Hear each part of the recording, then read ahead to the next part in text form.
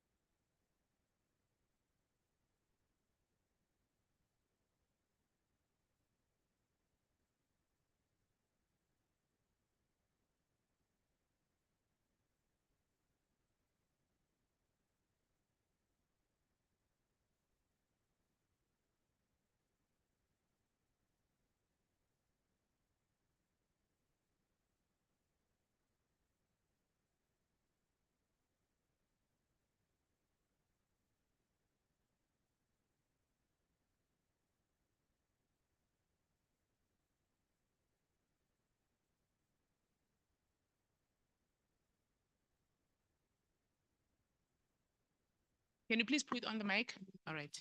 Thank you. Good afternoon, colleagues.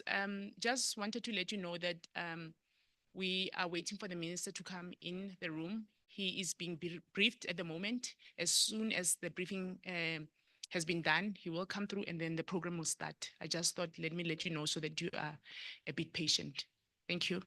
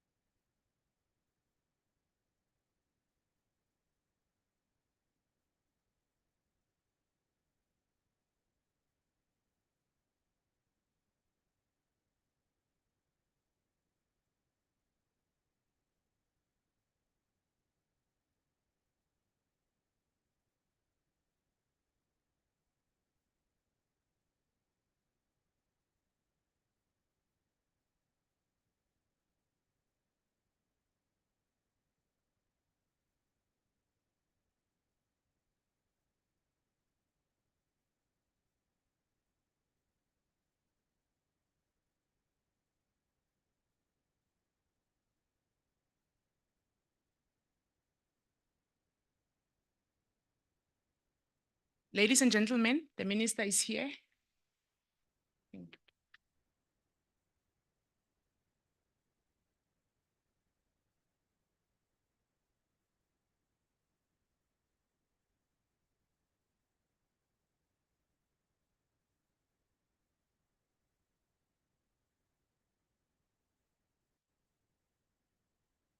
Thank you very much.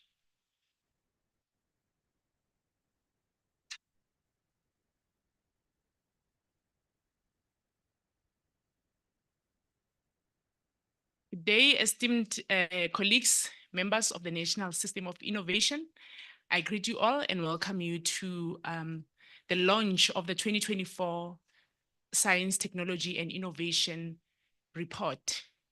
My name is Charity Mbileni Morema, and I'm going to be the facilitator for today's proceedings. I need to just mention that I am a council member of NACI, and NACI is a body, National Advisory Council on Innovation. It's a body that advises the Minister of Science and Innovation, Professor Blade Nzimande, on matters that relate to science, technology, innovation, indigenous knowledge, and also transformation in the national system of innovation, and any other matters that relate to our mandate. We are gathered here today to listen, to ponder, to provide insights, comments, and also progressive inputs into the report.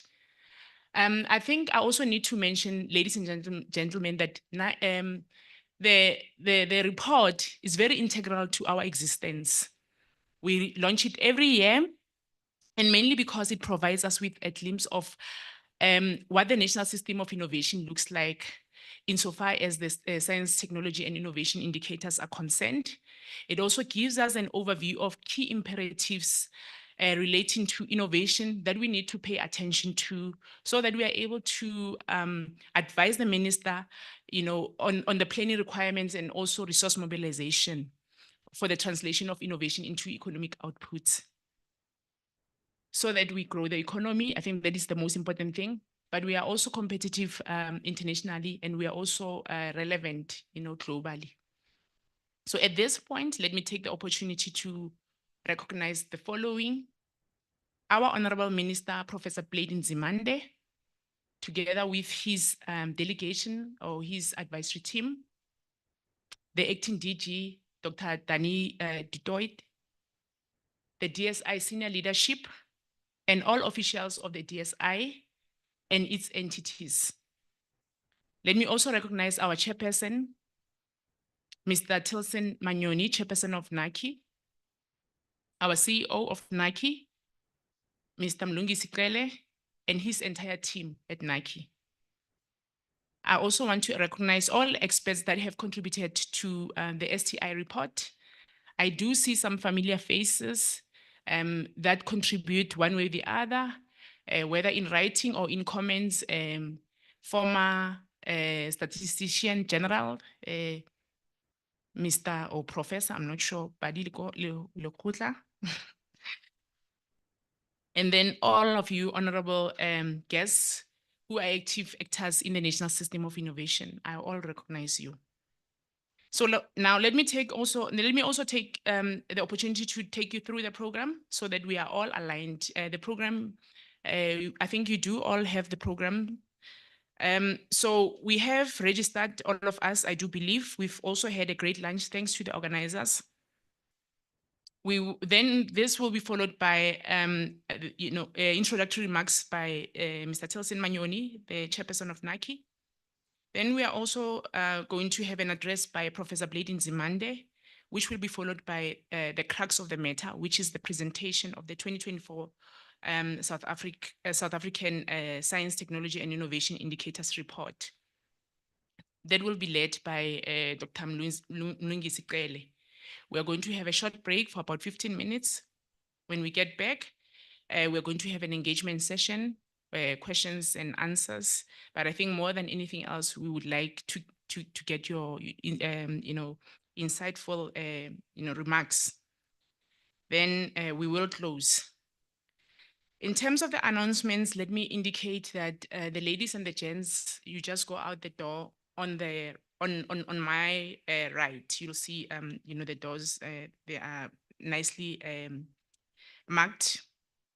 And then there's also an emergency exit. It's just on my right that side. And then I also need to indicate that there's a person who is driving a Ford Ranger. It's gray or black in color.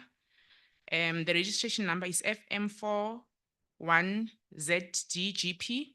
The windows are open. May you please go and attend to that. So now, ladies and gentlemen, before I call upon the next speaker, may I request that we observe a moment of silent reflection in honor of Mr. William Smith, who passed on last week. I do know that those that did math and science in high school in the 90s, like us, really, you know, learned a lot from him on TV.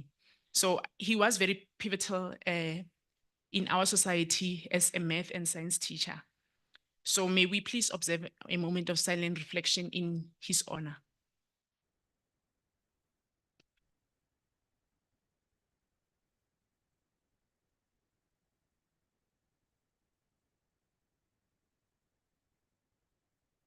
Thank you very much. I now take the opportunity to request the chairperson of NACI, Mr. Tilson Manyoni, to give us introductory remarks. Thank you.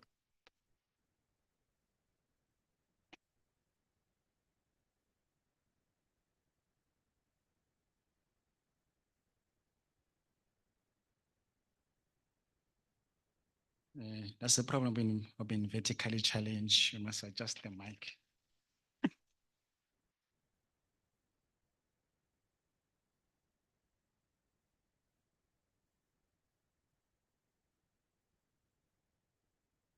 Thank you, Program Director. Honorable Minister of Science, Technology, and Innovation. Yeah, that's better. I must repeat myself now. Honorable Minister of Science, Technology, and Innovation, Professor Braid Zamande, NACI Council members, NACI CEO, Dr. Mlungisi Cele, Acting Director General, Mr. Dan du Toit, DSI Executive Management, distinguished guests and fellow stakeholders. We wish to congratulate the Minister for his appointment as a Minister of Science, Technology and Innovation. As a CIMISTIC advisory body, NACI is ready and committed to support the Minister by fulfilling our legislative functions and as well as our policy directives.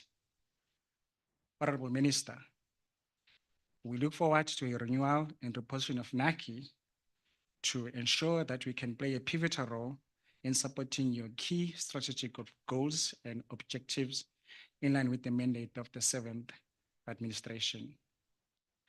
Ladies and gentlemen, welcome to the launch of the 2024 South African Science, Technology, Innovation STI Indicators Report.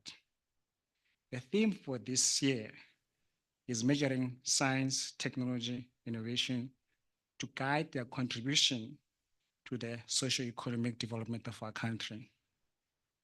This theme is in keeping with the 2019 white paper on STI, which set the long-term policy direction for the South African government to ensure a growing role for science, technology, and innovation in a more thriving and inclusive society.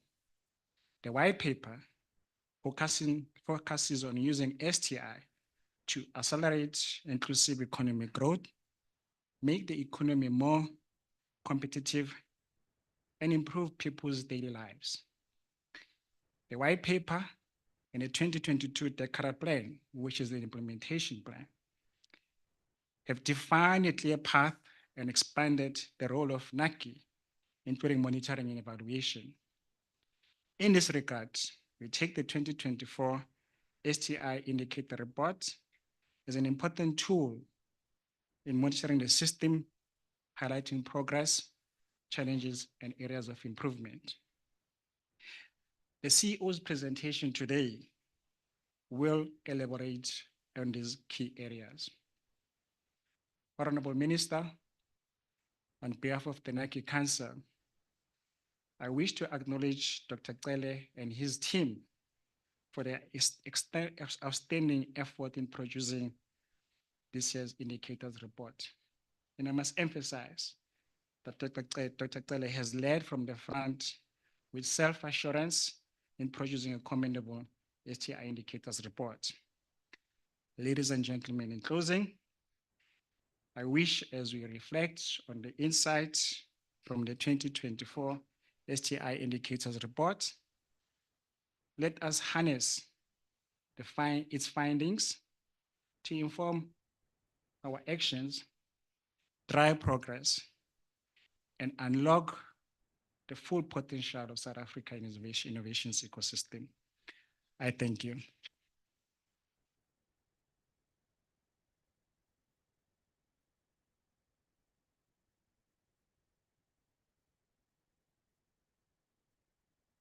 Thank you so much, Chairperson. I was hoping that you're going to introduce the minister, but I do think that everyone knows the minister, so there's no need for introductions.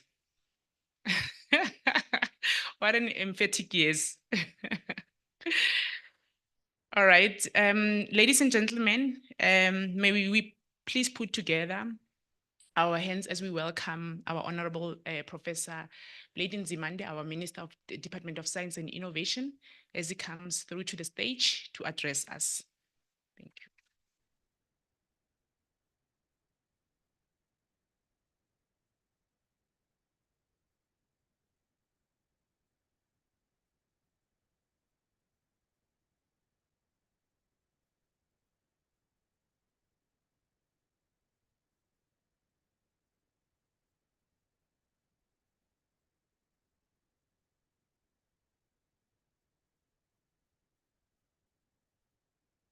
Program Director, Ms. Funeka Khumalo, thank you very much. Our acting DG of the Department of Science and Innovation, Mr. Dan du Toit, Chairperson of the National Advisory Council on Innovation, Mr. Tilson Manyoni, and thanks for your welcoming remarks.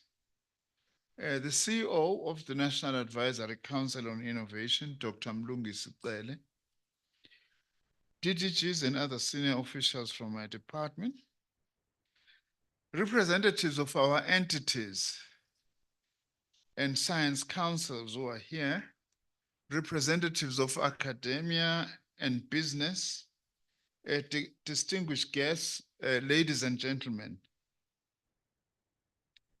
I should also, by the way, recognize the members of the council. My apologies on that. You are very important, particularly on such occasions. We dare not forget about you and the important work that you are doing. I'm really very honored to be addressing you on this important occasion, which is the launch of the 2024 Science, Technology and Innovation Indicators. The theme for this year's launch is measuring science, technology and innovation to guide their contribution to socio-economic development. Indeed, a very important theme. This theme, amongst others, emphasizes the critical importance of accurate and comprehensive measurement for understanding the true impact of science, technology, and innovation on South Africa's development path. There's no doubt that robust indicators and data-driven insights are essential for identifying areas of strength and weakness, informing evidence-based policy decisions, and ultimately for optimizing the returns on investment in science, technology, and innovation. What I like most, by the way, about these indicators is that we are not afraid to reflect on ourselves and to measure ourselves. That is very important, so that we see who we really are, so that we are able to improve and perform better. This is why the context for the Science, Technology and Indicators report derived from our 2019 white paper on science, technology, and innovation, which mandates the National Advisory Council on Innovation, NACI, to monitor and evaluate the performance of our national system of innovation. It is worth mentioning that NACI has aligned its approach to the 2024 STI indicators report with the 2020 NSI monitoring and evaluation framework, which covers enablers, flows and linkages, outputs, and impacts, information on sectoral and provincial systems of innovation has been added. The report gives an overview of our system and is intended to stimulate further research on topics of national interest to inform the development of effective evidence-based policies and strategies. Over and above this, I also expect NACI to propose practical actions on how to transform our STI landscape. You should not be afraid to do so, including along the lines of gender and race, further ensuring that young people from working class and poor backgrounds are assisted to become scientists or science practitioners. In fact, I wish to formally propose here. I'm sorry, Chair and the CEO, that I didn't even tip you about this, because I wanted to deliberately ambush you so that you would stand up where you are. I really wish to formally propose that NACI consider convening an urgent summit on transformation within our national system of innovation. Too many anecdotes that I'm getting and things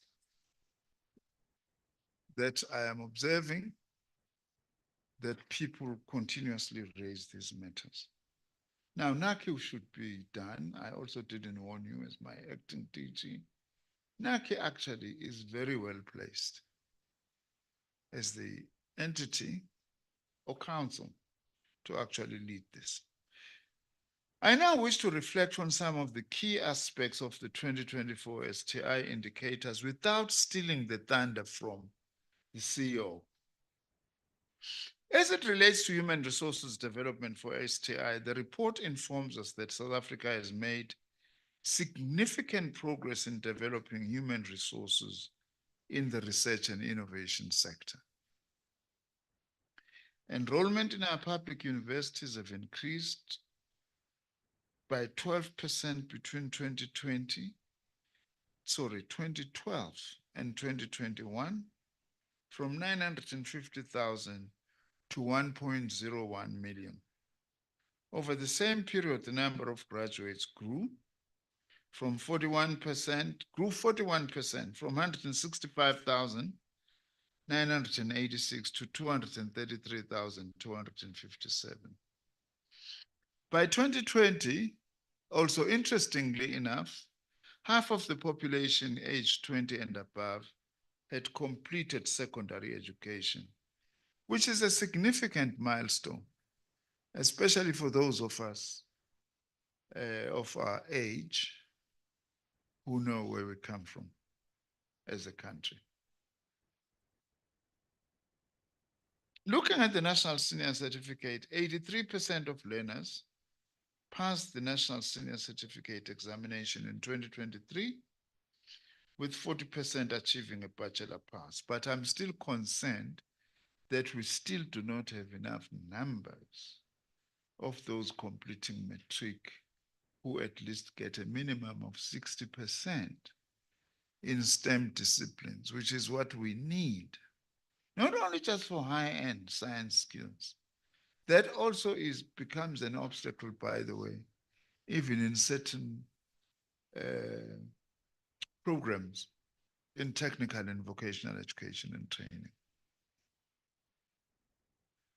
Indeed, the representation of female academic staff members in South Africa's higher education institutions increased from 46% in 2010 to 52% in 2021, showing a lot of progress, which means that women academics now are the majority in our university system.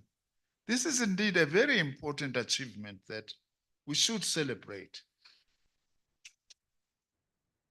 Malibongwe. Igama lamakhosikazi. Okay, I heard you keeping quiet when I say that. Over the same period, the share of Black African academic staff increased from 27% to 43%, indicating significant racial transformation in the academic sector. As it relates to research output, I will just point out briefly because the CEO is going to be talking to these things. The report informs us that South Africa's research input has significantly increased, with the number of scientific publications rising from 3,693 in the year 2000 to 27,208 in 2022, representing a global share that reached 1% in 2018. Number of publications from universities have also been increasing steadily. The production of scientific journal articles per academic staff member is also more than doubled, from 0.47 articles per person in 2005 to 1.19 in 2022. South Africa's scientific publications have shown a positive trend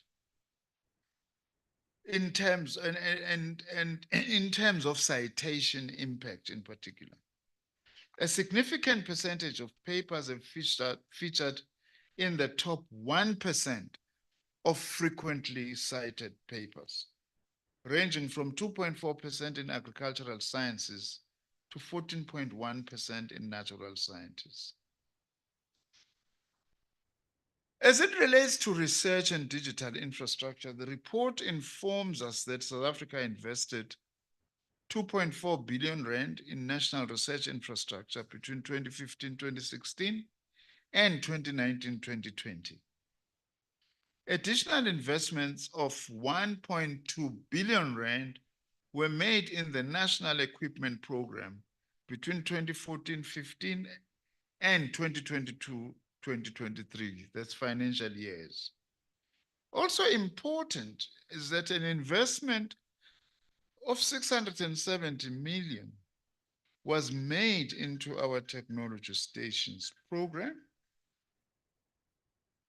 between 2017-18 and 2021-22, and 814 million was invested into the Small Enterprise Development Agency technology program between 2018-19 and 2022-2023.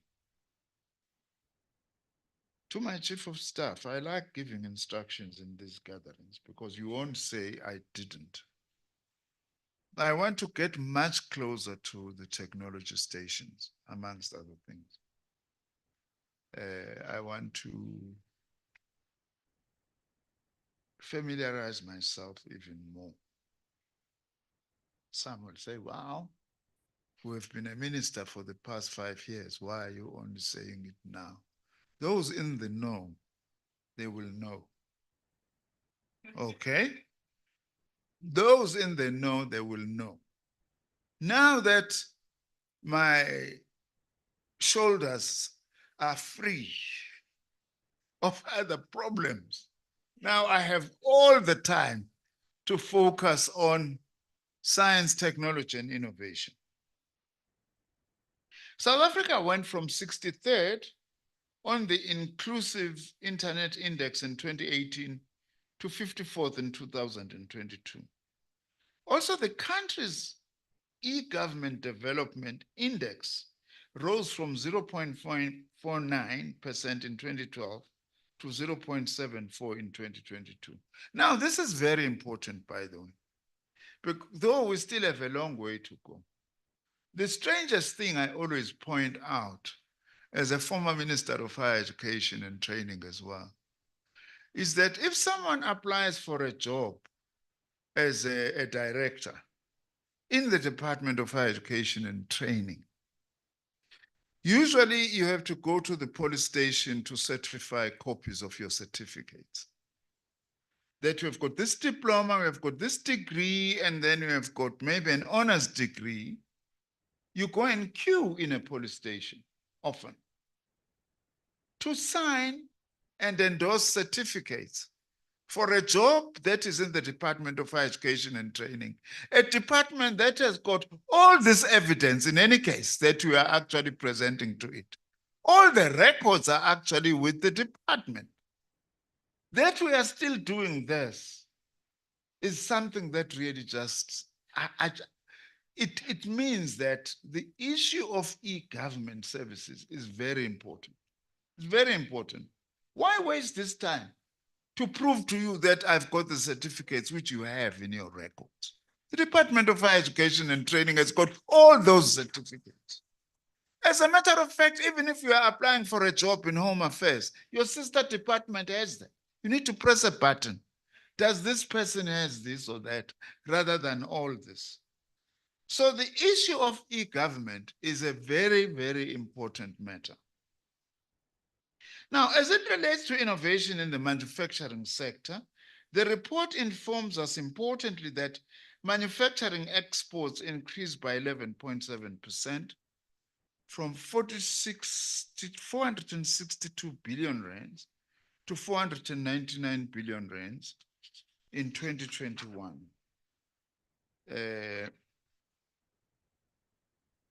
Sorry. I'm looking for the year before. I can't find it. Anyway, and by 11.2% from 499 billion to 558 billion in 2022. Similarly, medium and high technology exports of 263.2 billion in 2022 were 12.2% higher than the 234.6 billion in 2013. Now, this is an important indicator in terms of our industrialization, especially in medium and high technology sectors. I know some people today who call themselves economists. They say, no, there's no need for South Africa to focus on industrializing. Yes, they say so, because now these things are done by machines. It doesn't create jobs and all that. I disagree with that very strongly, but there are economists who are telling us that, and we must focus on the services sector of the economy. Now, I'm very glad that we are doing work on this and that there is investment that is going into manufacturing. Digitization as well. There's been a 19% compound annual growth rate in digitization, patenting between 2011 and 2022, and a substantial increase in publications. The focus on digitalization, nanotechnology, and biotechnology, which accounted for 67.86% of patent applications in manufacturing-related emerging technologies in 2022, indicates a strategic emphasis on developing cutting-edge technologies that can support the sector's expansion and economic contribution. In the area of public science and technology engagement, according to our own survey as the Department of Science and Innovation on the South African public's relationship with science, 2/3 of South Africans are interested in science and technology, and they take pride in the country's achievements in these fields. I noticed that the HSRC has done some work on this, especially the attitude of South Africans towards science. Something, by the way, that is also very important. While about 60% of respondents were aware of science achievements, some individuals expressed concerns about the pace of change and potential job losses. However, despite these concerns, trust in scientists, universities, and research organizations remains high. Now, that's something to be welcomed, because usually scientific knowledge competes with all other kinds of knowledge that are doing rounds, including fake news, by the way. Those of us in politics who get so irritated sometimes, I think rightly so in many instances, zombies. You know, they write an article about you a year ago, then they post it again this year, as if it's a new article. And everybody has forgotten because we have all been swallowing all this information. One of the analysts in a publication that I read quite a lot, which comes out daily, called Consortium News, I forget the name of this person. He says, it's a pity today in the world we no longer have journalism. We now have what we called, sorry to the journalists, channalism, because you're just churning out things, you know, anyhow. And science is competing with that, by the way, in so many respects and in so many areas. But it's not only that, we know also that there are people who still believe that vaccination is wrong. Maybe there are some amongst us, but that's a challenge that we have in order to deal with this. Let me then move towards raising the last 4 or 5 points by focusing on challenges that are still facing our system. Much as the progress outlined, that I've just outlined, and also outlined in detail in this report, is welcome, there's a lot more that still needs to be done to change the demographics in particular of our researchers and scientists, including at the highest level of practice. Surely it cannot be that 30 years into our democracy, some of the key awards does not reflect our demographics. Another related challenge is that of strongly supporting research and development capacity and the strengthening of STI in our historically disadvantaged universities. We can't just take this as usual. Working together with our Deputy Minister, Ms. Nomalungelo Gcina, I intend to pay more attention on these matters and let NACI and all of our entities assist us. I've already given NACI a task. Can you please convene a summit on transformation in our national system of innovation and do an honest reflection of where we are, where there are snags, why are we having these snags, and what is to be done in order to deal with that. By the way, there is another matter that has been of serious concern to me from my experience in higher education. There are just too many disturbing anecdotes and anecdotal evidence that there is increasing practice of people writing master's theses and PhD dissertation for others. This thing has been troubling me quite a lot because it's got an impact on our own STI through the quality of our system. Now, unfortunately, I'm no longer Minister of Higher Education. But since I'm still Minister of Science, Technology and Innovation, I would like also to challenge NACI. Why don't you go to the Council for Higher Education and both of you actually just analyze the nature and extent of this problem of people writing for others? There was something that was exposed at UKZN some years back, and I'm told that that possibly might be the tip of the iceberg. We can't afford that because the integrity of our STI, indeed, we do lots of our STI in our universities, is at stake. I won't say other things that also worries me today. Maybe it will tell my age. In my time when I was an academic, I started teaching in 1985 at a university. You would never be a professor without a PhD. Never, ever those days. Now there's this thing called professors of practice. What is that? Who is a professor of not practice? No, there are people just given because we have written hundreds of articles as a journalist, then we are a professor of practice. I think we need also to, the message I'm sending, we need to protect the integrity of our system. That is actually very important. Certain things we may regard them as old-fashioned, but they aren't old-fashioned, really. The quality is very important. I'm very concerned about that.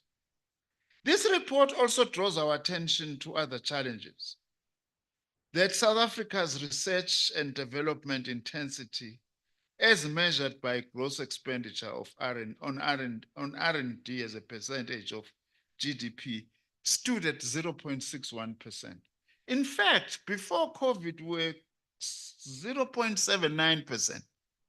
Then we've gone down after COVID. And it looks like the primary reason is poor investment by the private sector, declining investment by the private sector.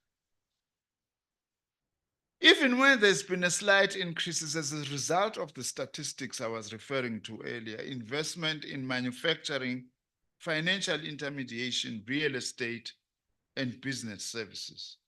Patent activity also still remains a challenge. And I would like to say to my science councils, please ensure that we don't have a leakage in this.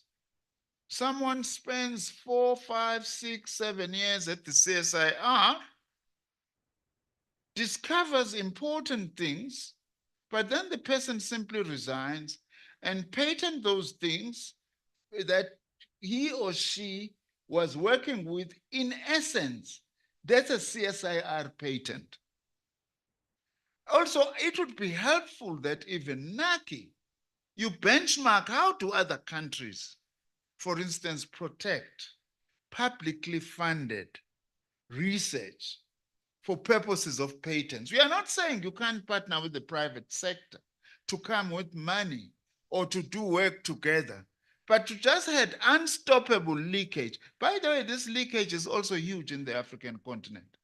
The amount of knowledge that is stolen from our continent by the North, not transferred, stolen by the North, is just completely unacceptable.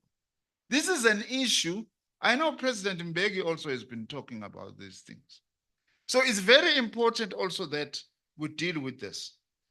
Venture capital investments, the reports make the point that South Africa's venture capital investment are concentrated in the Western Cape and Gauteng,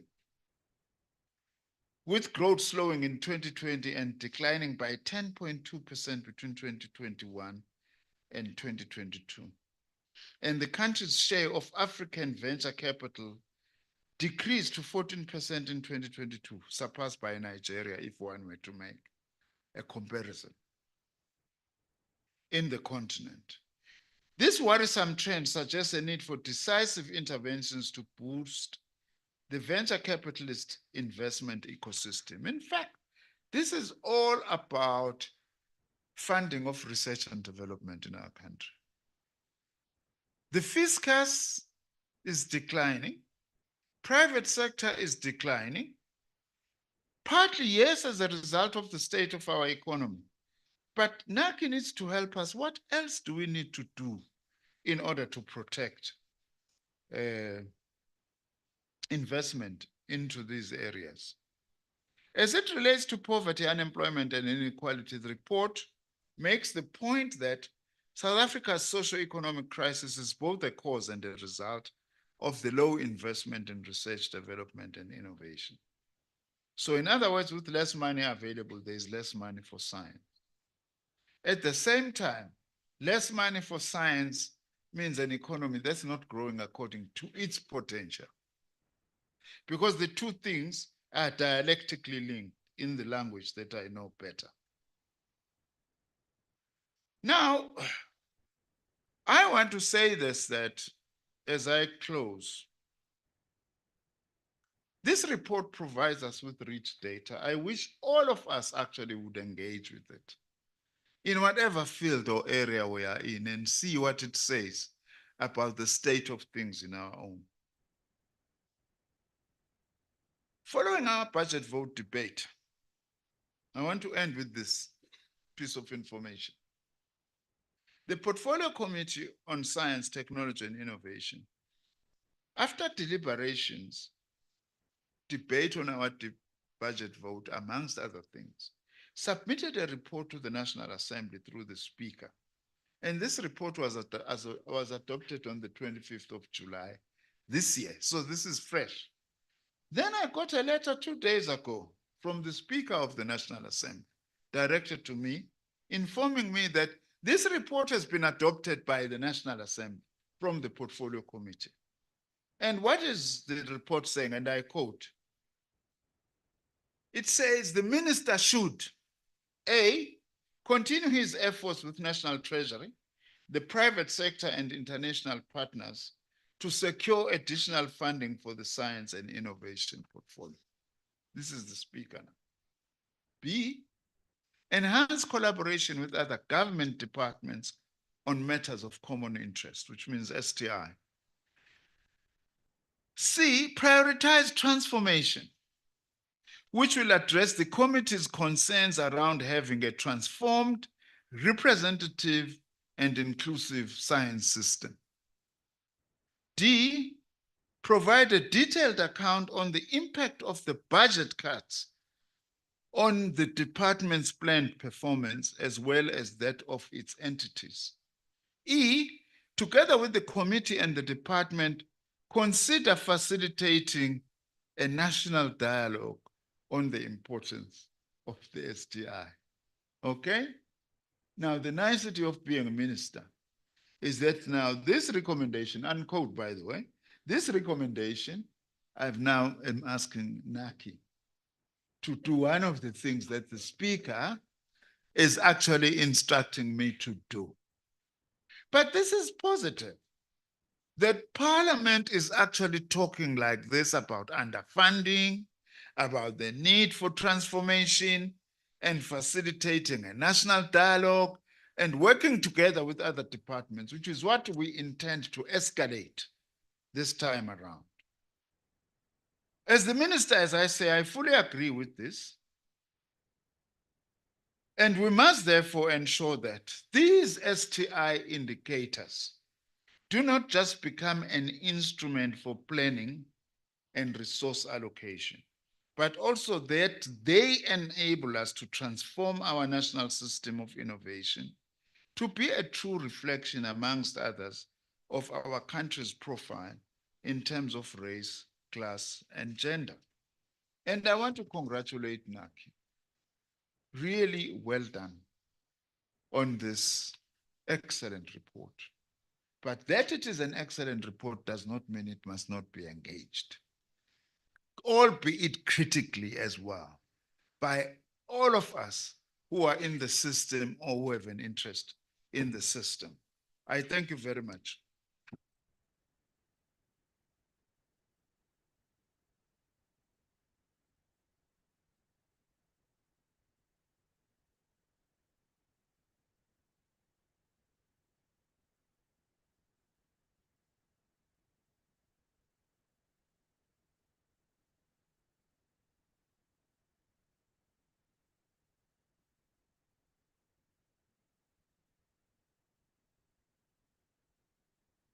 Minister, thank you so much for your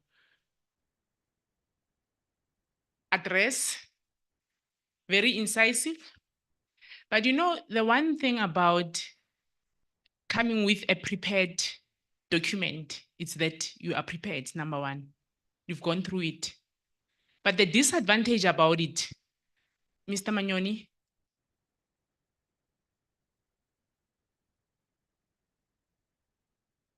yeah. All right. I will.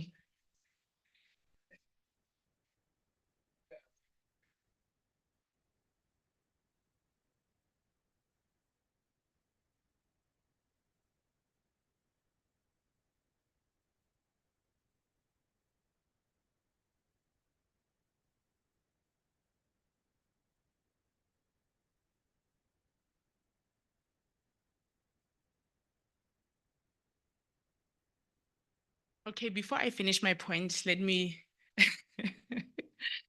announce this, that the minister has another engagement. He will be leaving quite soon. However, before he leaves, we will allow for questions, so that he's in a position then to respond to those questions. And once that has happened, we will take a photo with him as NACI Council, and then take 5 minutes break, and then reconvene. The CEO will lead us, in the presentation of the report. So my point, Minister, is that when you come here, like myself, with the notes and all of that, you come here prepared, which is good.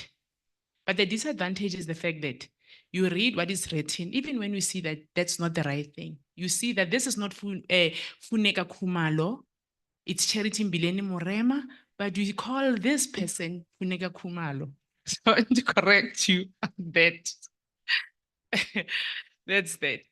But also equally so, I think on my side as well, to say my apologies to Dr. Padi Lihotla, as I said, Prof. or Mr. I was not 100% sure, but the good thing is that at least he's in between Mr. and Prof. And then one of the things that I wanted to say, Minister, that is also very incisive that you touched on is on the technology stations. The strategic nature of the technology stations is such that it is within the universities, and mostly in universities of technology. So, and it is because universities of technology, by their mission and mandate, they're supposed to advance technology. And when you look at where they are situated, in most cases, they're accessible to Black majority. They service Black majority. They provide product development, product designs, for innovators and entrepreneurs. They are technology diffusion instruments, but are they, and there's the question that you are asking, and we need to resolve it one way or the other as you delve deeper into that. Are they efficient enough? Are they effective? Are they transformative in nature?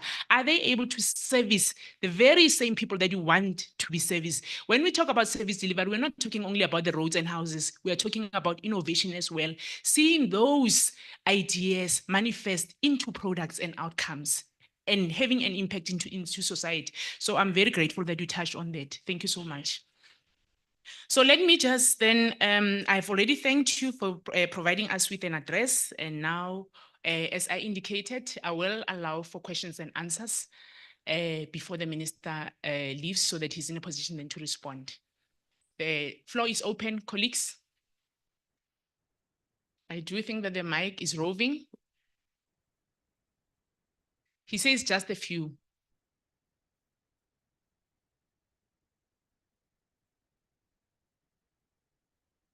There's a question over there. Can somebody with the mic, please?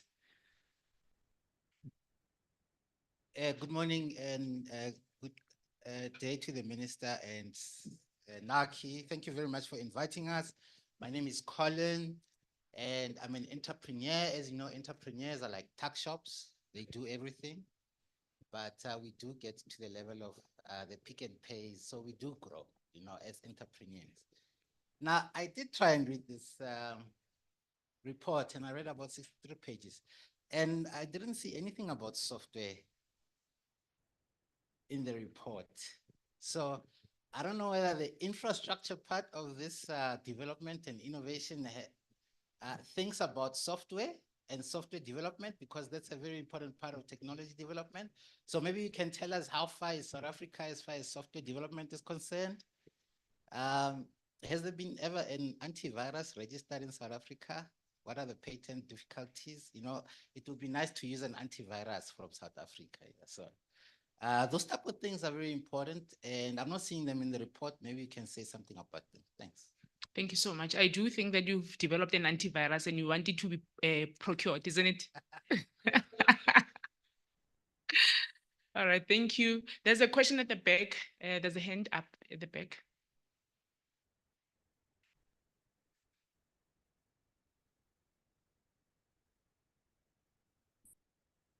Thank you, Minister, and thank you to everyone today. My name is Marshall Nelson from the Youth Media Movement. Minister, thank you for this opportunity. I wanted to raise a concern in terms of our communities that doesn't have access to 4IR resources, like your 3D printing opportunities, which we are actually also doing. And we find it very difficult because we are competing with big institutions where most of our young people are unable maybe to access.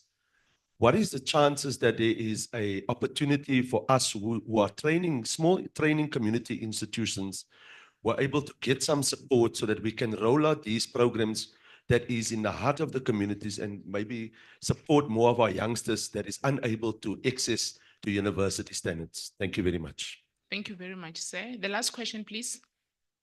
Or comment. There it is. Thank you.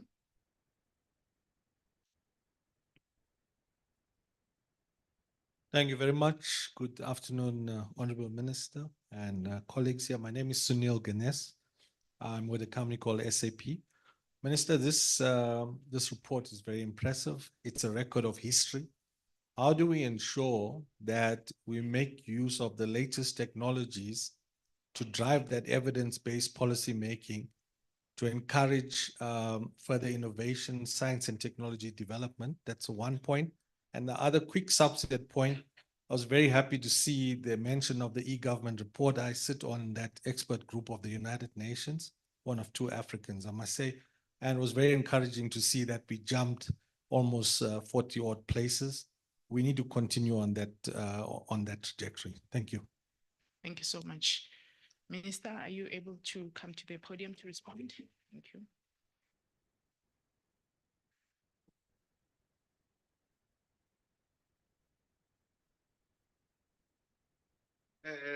My apologies, Ms. Mbileni Molemi. I really apologize. You are right, by the way, about the disadvantage sometimes of speeches. Although I don't want to demotivate my speechwriter. He's sitting right in front of me. He's watching me and looking what am I going to say, because he sent me the first version, I think it was 12 midnight. And the second version was around 6 in the morning and so on. But my apologies about that. Well, all these questions, I think they are better answered actually by the CE. Because if I take the issue of IT, as well as innovation in that sector and so on, some of those things are contained in the report. They may not exactly be addressing what you are saying, but they are actually about that. So I wouldn't want to go into that and spoil the presentation. Also, by the way, if you are a minister, you are entitled to avoid difficult questions and just push them to people who are. But we are raising a very important matter, because in the points that we are making is South Africans as innovators in a whole range of areas. And my own philosophy, by the way, influenced by being in this Department of Science, Technology, and Innovation, is that as Africans continentally, we should not just be consumers of knowledge produced in other parts of the world. We also can produce our own knowledge that can actually help in the rest of the world. To me, one symbol of that, by the way, is the creepy crawling, which is a South African invention, but you find it in all parts of the world today. But there are other things as well. We were the first, by the way, to discover the first variant of COVID-19 here in South Africa, before the rest of the world knew about that. So we need the challenge, I think, and the message coming out of this is that we need to create an environment for innovation in our country. Partly the reason why our department, by the way, was changed to the old Department of Science and Technology to Department of Science and Innovation in the 6th administration was to emphasize the aspect of innovation. Sometimes when I debate with the CEO of the NRF, Professor Nerumondo, I always sometimes teasingly, but being serious, how much money of the NRF funding research goes to innovation or goes to something that then becomes innovation? Because I think that's a question we should all ask ourselves. But let me not be misread. Let me not be misread. I'm not saying all funding must go to innovation. Because by the way, almost innovation itself doesn't start with the patent. It starts even with basic research. That's why some of the research of the NRF goes to basic research, which is actually very important. I am a great believer in basic research, including theory, by the way. I hear people sometimes dismissing theory. Theory is very important because it's the way you organize yourself, your mind, the work that you want to do, that also ultimately leads to innovation. So, but nevertheless, it is important to ask ourselves how much of our R&D goes to support innovation. It's something that is important that I'm reading from what we are saying, but then the CEO will be able to answer more specifically. The issue of communities accessing 4IR. This has been a subject of a number of recent commissions. There's been the Presidential Commission on 4IR, which I would urge people to engage with and to read. It's supposed to be implemented by all of us, but I know the Department of Communications and Digital Technologies is trying to lead on that, looking into academies and so on. On our side, as the Department of Science and Innovation, we've got what we call grassroots innovation, which precisely is aimed at engaging communities. And also to say, by the way, innovation does not only come from high end. High end is very important. Your doctorates, your postdocs, and others who may not be even doing that, but who are innovative. But innovation also is at the grassroots level. That we have got programs to try and harness that, which relates fundamentally, how do we harness creativity in communities and be able to identify those and be able to support them.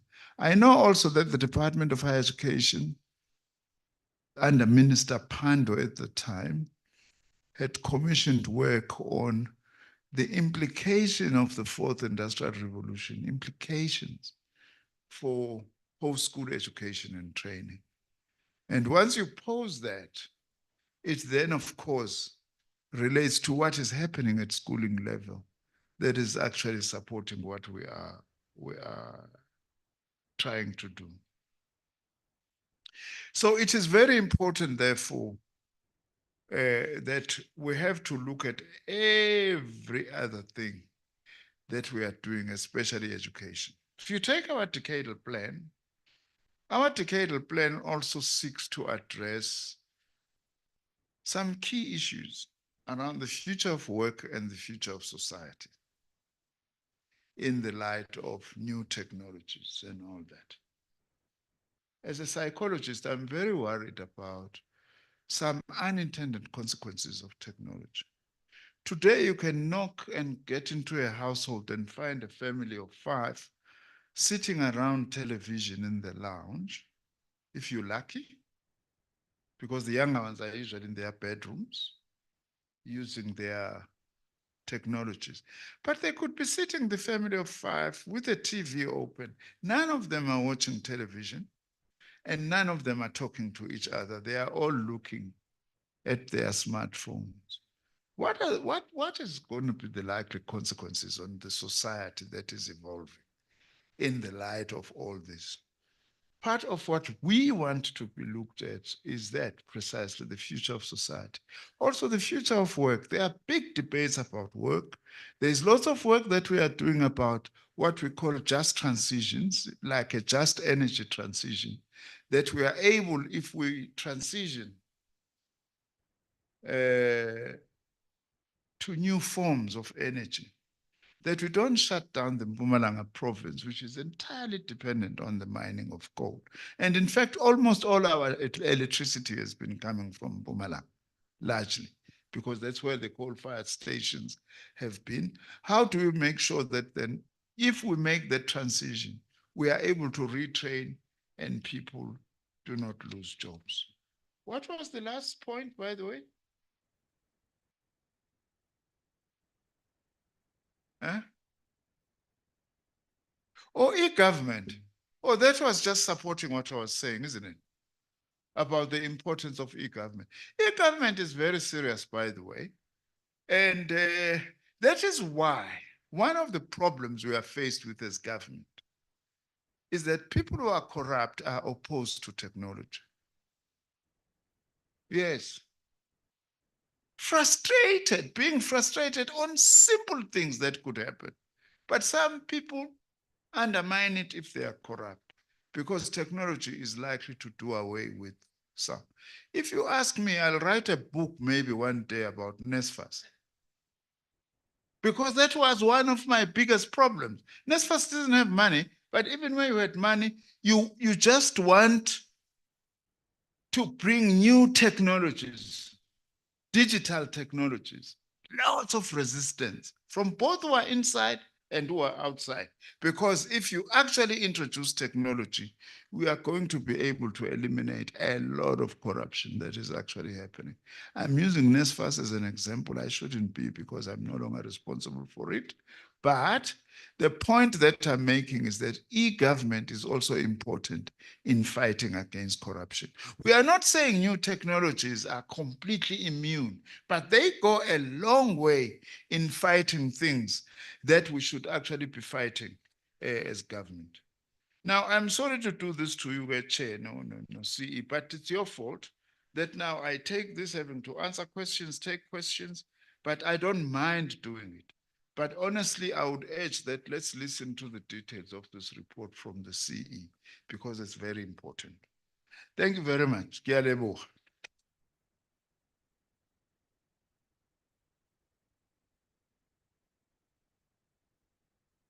Thank you so much, Minister, for the Q&A.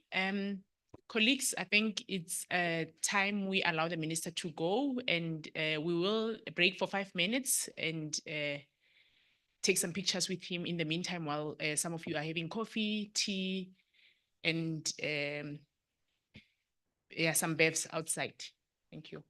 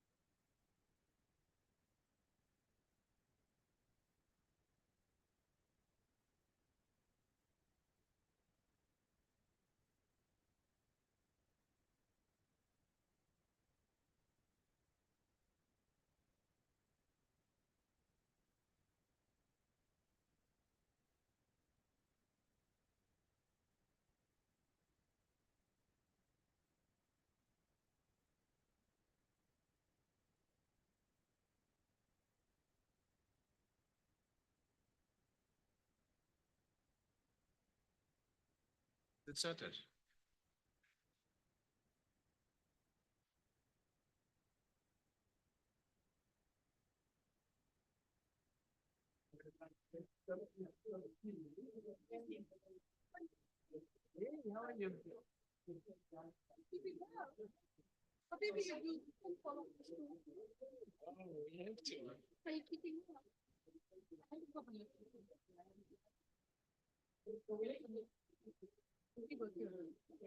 Tina, can you please assist us in getting all of these people come in?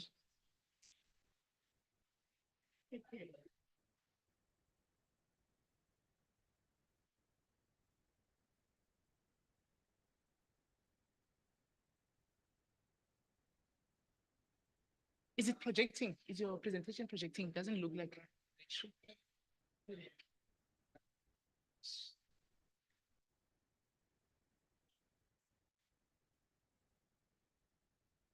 All right, colleagues, can we start? Please, can you please sit down? Those that are standing, please sit down.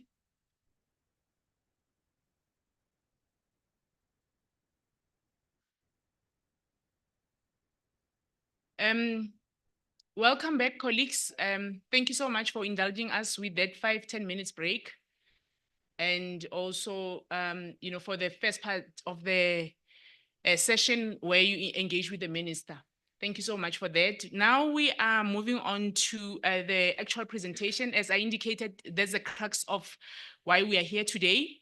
So I'm going to request our CEO, Dr. Mlungisi Cele, to give us a presentation on the 2024 STI report. Thank you. Please give him a hand of applause.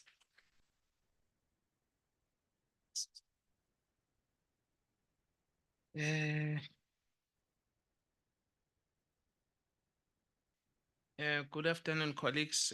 Good afternoon, comrades, friends, ladies and gentlemen. I'm glad that my team managed to get the bulk of our reports in the minister's speech. So, especially the difficult aspects of the work. So what we are trying to, maybe let me just speak to this slide, colleagues. It's important to appreciate this report as having evolved within a particular context. And that context, we all know, it was under the 6th administration. But this report is going to be engaged and utilized under different circumstances of the GNU. So, but also there are global context. There's a global context that we need to pay particular attention. And we do not have time to remind each other what are the elements of that global context and what are the trends that we need to appreciate, which are informing the context without the National System of Innovation. The report seeks to enhance the role of NEC, as you would have heard both the chairperson and the minister, as the monitoring and evaluation institution of the NSI. So if you read page 25 of the white paper, that's where we have directly quoted. So we don't want and expect contestation about this. It's what the white paper says, that NEC must serve as an M&E institution. It's set out in the, and this is what this report therefore seeks to do. As a tool of monitoring the NSI, but we also wish to present it as a resource to researchers, to students, to anyone who's interested to understand how the South African National System of Innovation is progressing, structured, and moving. But it is also about promoting engagement, reflection, and evidence-informed policymaking, as you would also have heard the minister suggesting. So that's by the way of locating this report, colleagues. We have a framework that was finalized in the 2020 NSI monitoring and evaluation framework, which is used to frame this report. So whatever the weaknesses that you may pick up and identify partly have to do with the nature of the framework, but we can't blame the framework if there are issues of quality or maybe we have poorly dealt with data and maybe the quality and so forth. But this is the framework, the organizing framework of the report. I must also indicate, colleagues, that because a lot of you have been with us, have been journeying with us, we are not going to repeat some of the key observations we've been making in the last 3 to 4 years. Particularly last year, we had 2 major events. When we launched the reports, the 2023 indicators report last year, we made some key observations. But most importantly, when the president convened the presidential plenary, there are some key observations which we flagged to the top leader of the country, including the question of financing or investment that the minister has flagged. The second issue, which we're not going to repeat it, but it's still confronting us, is about the inability of the higher education sector to attract younger researchers while it's facing a real threat of losing the established researchers. So that conundrum remains a big challenge that the system needs to confront. So we're not repeating that because those are challenges that we are just saying to all of us that those challenges remain. What we thought we should try and do, colleagues, at least the first part of this presentation, even if the slides here are merely indicating or providing signals of where we need to be paying more attention as a system, I think that should be enough because maybe the report might have not delved much into this question of the relationship between STI, the economy, and society. But if we all remember what the president articulated as priorities, at least of the state in the next 5 years, it's really about inclusive and sustainable economic or socio-economic development. It's about addressing poverty, and it's about developing a capable state. So we thought maybe it's important to also locate our system within a broader international STI systems or a broader global social system. And of course, there may be, rightfully so, critique about why we have utilized or why are we using this measure to locate it. But nevertheless, that's an instrument we could find. We are also underscoring the point that science is an international enterprise. It's interconnected. Our system is interconnected to the continent, to the regional, continental, and international STI systems. It's part of it, but it's also intersecting with other social systems, whether it's economy and so forth. What you could observe here is that maybe with an exception of prices, maybe tax policy, a lot of indicators that we are being measured against at a global level, we are struggling. So out of 67 countries, we are number 46 in terms of our scientific infrastructure. We're not doing well, colleagues. We are not doing well. We are number 59 in terms of technology infrastructure. So the system must have a conversation about this. while recognizing that as a consequence of our previous investments, we are a host to some major scientific projects like SKA, which we must continue to remind ourselves that we are hosting that huge scientific telescope here, partly because of what we have invested previously.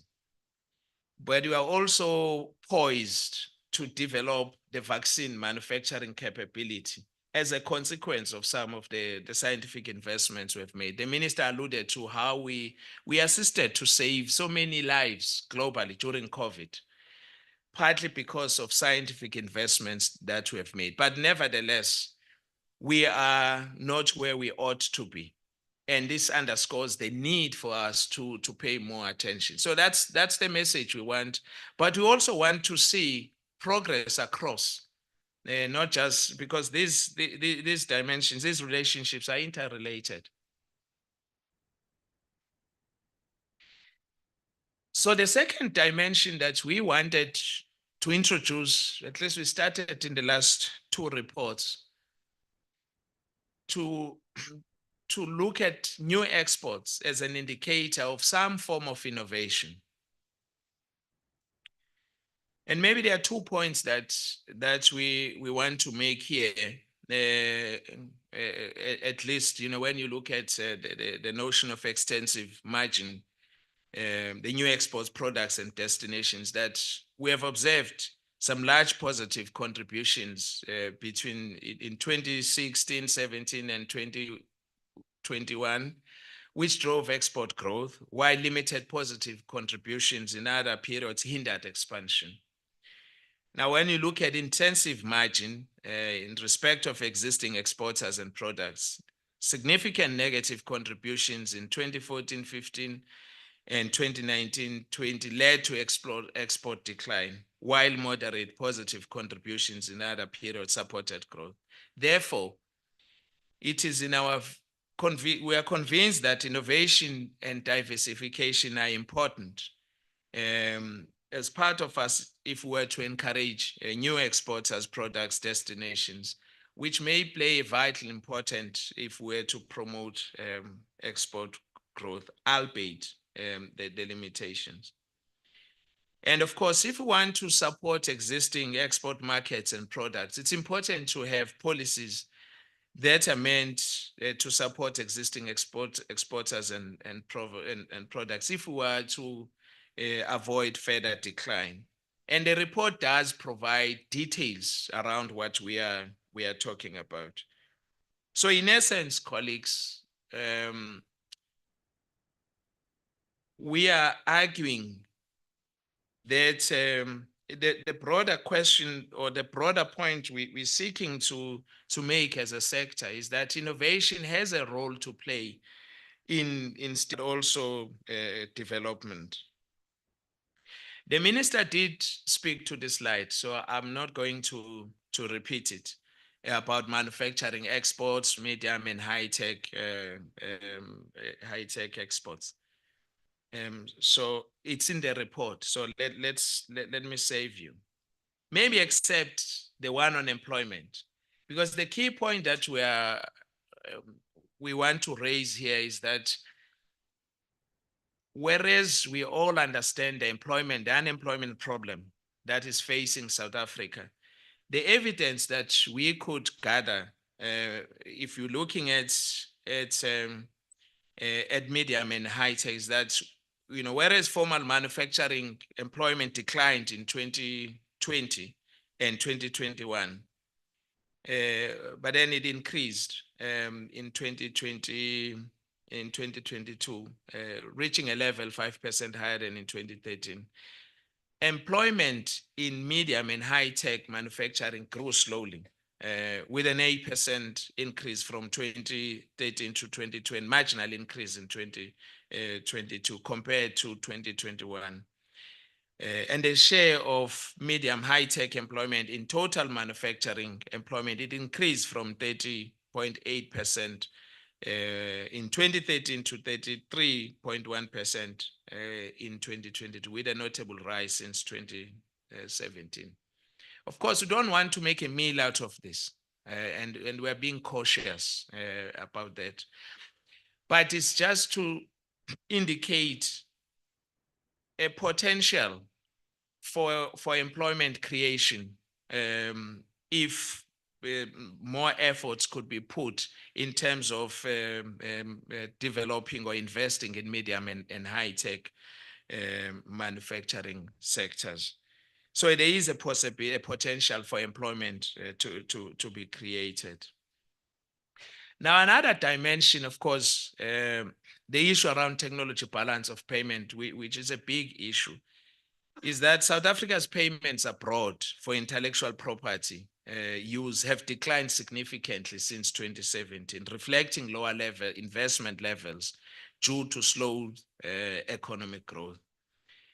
But on the positive side, what we have observed is that the technology receipts have been on the increase since 2020. As a result, a ratio of payments over receipts decreased from 14.9% in 2012 to 7.0% in 2022. It's a welcome development. If we have to think about the nature of the technologies that we developed and the extent to which others are finding it attractive to buy some of our technologies. And then, of course, it's also important to look at the broader notion of human development. Mrena here, Paddy has been saying a lot about this different dimension about human development in South Africa, poverty, and how we are tackling this slide, and we are aware of where we are. Whereas if we compare ourselves with India, we may appear to be, doing better than it, but we're falling behind Brazil, Russia, and China, our BRICS partners. We remain weak in life expectancy and economic growth compared to BRICS. So again, the slide simply reminds of what we know about our human condition, that's not at the level at which it ought to be. And of course, I'm sure you are going to have a discussion about how to deal with it. The minister did speak about this slide, colleagues, but maybe you can see it graphically.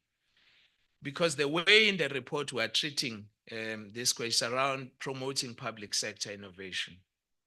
So we have just extracted the slide, but it's within the broader context of our drive to promote public sector innovation. So let's not spend time because the minister has elaborated on it and some colleagues have already asked questions. And I guess so do this one on ICT. I think colleagues have also spoken about it. Maybe this one on municipal innovation maturity index, we can spend some time once we're done to discuss and explain, because I'm not so sure how many people are quite familiar with it. But essentially, the idea is if we want to improve service delivery, we want to explore the role that innovation can play in improving service delivery. There is, colleagues at UKZN have developed this index. It's got different dimensions to it. And these different dimensions, if a municipality scores an average of 2, that may indicate that in that particular municipality, the officials have some basic understanding of innovation. They have set out some innovation policies, but there's no evidence that such policies have been implemented. So that's an average. So in other words, that's a minimum you could look for. So you can clearly see here with this slide that a lot of our municipalities, they have a lot they have a lot to do. We have looked at a number of municipalities that have agreed to participate in the survey. And then the different categories you can unpack, they look at different dimensions to it. So there's a lot of work that is being done. But again, it's about us as a system to look at what else may need to be done to use innovation to improve service delivery and improve basic services that are operated at a municipality level. Some of the big metros are not doing well, like eThekwini. I mean, you'll expect metropolis to be slightly better than some rural municipalities in terms of innovation, but evidence suggests otherwise. So we can elaborate on this, colleagues, later on. Of course, the minister did speak to this work as well, because it's about society and how society perceives S&T.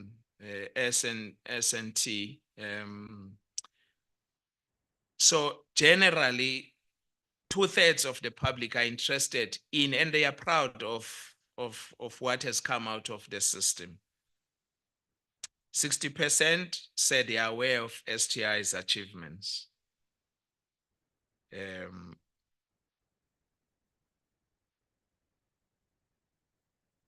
75% of the public think S&T makes life easier, but they are also worried about the rapid change and job losses, which the minister spoke to.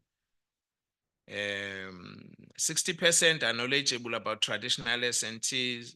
They see benefits and they recognize, 45% recognize traditional medicine and think 75% think S&T will make more interesting.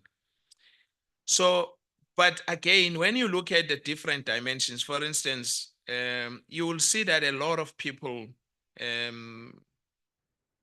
they see new technologies as having a negative impact in respect of their jobs. And for us colleagues, and then some, I think quite a lot as well, they see scientific advances as tending to benefit the rich more than the poor. Right? I mean, this is what our people think and see of what we do.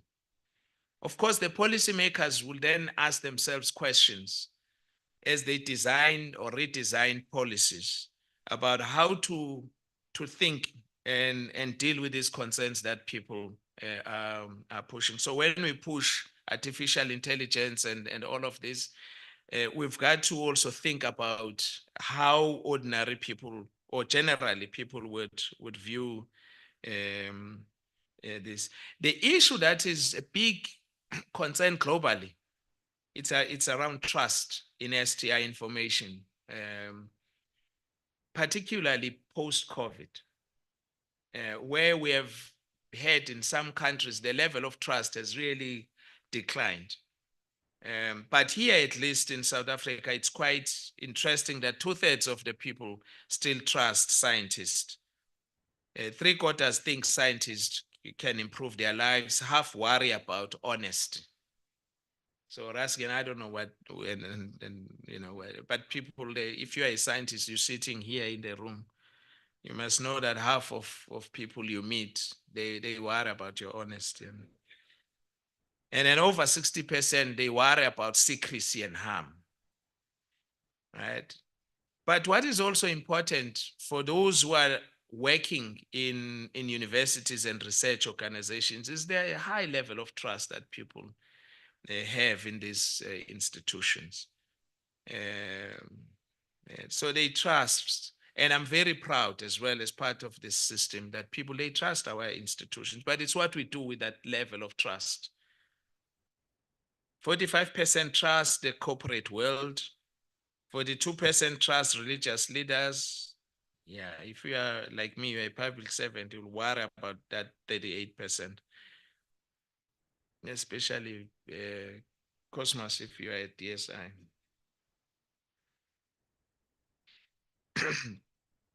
So, colleagues, we are encouraging you. The report delves a lot.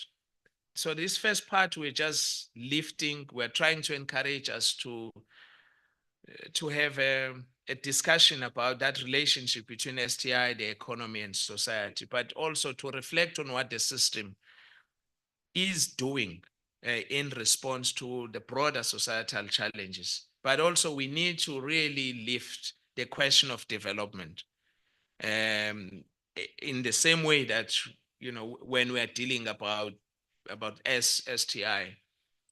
When we engaged recently with our Chinese colleagues, I was surprised with the observation they made. I was taken aback, but I appreciate it because I thought it was an honest. They said the challenge in South Africa is that you tend to deal with STI in isolation of development. And they told me directly in my face, you as senior leaders, you don't link STI with development, which is an opposite in China. And that could also partly explain China's progress. But again, we are not going to repeat that, as I said, because when we had a presidential plenary in December, we did demonstrate this point. What we thought, colleagues, we should also do, because the report is 167 pages, so we're not going to deal with it, but to say that there are some interesting emerging new features of the system that we thought we should bring to your attention. The minister has touched some of those aspects, but it's important to indicate, as our report says, that our system remains relatively small, but it is productive. If you use, amongst others, publications and stations, you know, our wealth share and the scientific impact. Even though Egypt has now taken over from us, we are number 2 in the continent. And Anastasius and others are saying, even though we need to be cautious about the decline, but if that trend continues, then we'll be in trouble. But we remain relatively productive, albeit our small size. We are also observing the social composition of the research workforce is changing, as the minister did allude to. We're seeing more women now than male researchers. But we are also seeing females patenting, right? So we're seeing an increased number of females who have generated patents. It's an interesting feature of the system, and we would like to see that transformation. And we're also seeing Black researchers publishing more than they used to be. So again, that's changing the nature of knowledge production. So the nature of knowledge production and knowledge exploitation is changing, but not at the pace that we want, colleagues. But we're indicating these are new features or dimensions of what is emerging, the new character of the NSI. The minister talks about transformation. So I avoided but to use transformation because we needed to allow the minister to use that concept. But another interesting feature, colleagues, even though we have said it before, but we need to reiterate because it's got implications. That is a decline of single authorship. But we're also observing an increased collaborations between South African researchers and researchers from the rest of the African continent. It's something that Cecil Masoga will know when we visited Kenya and others some years back. It was difficult to encourage our colleagues here in South Africa to collaborate with others in the rest of the continent. But we're now beginning to see increased collaboration, as well as collaborations with international partners.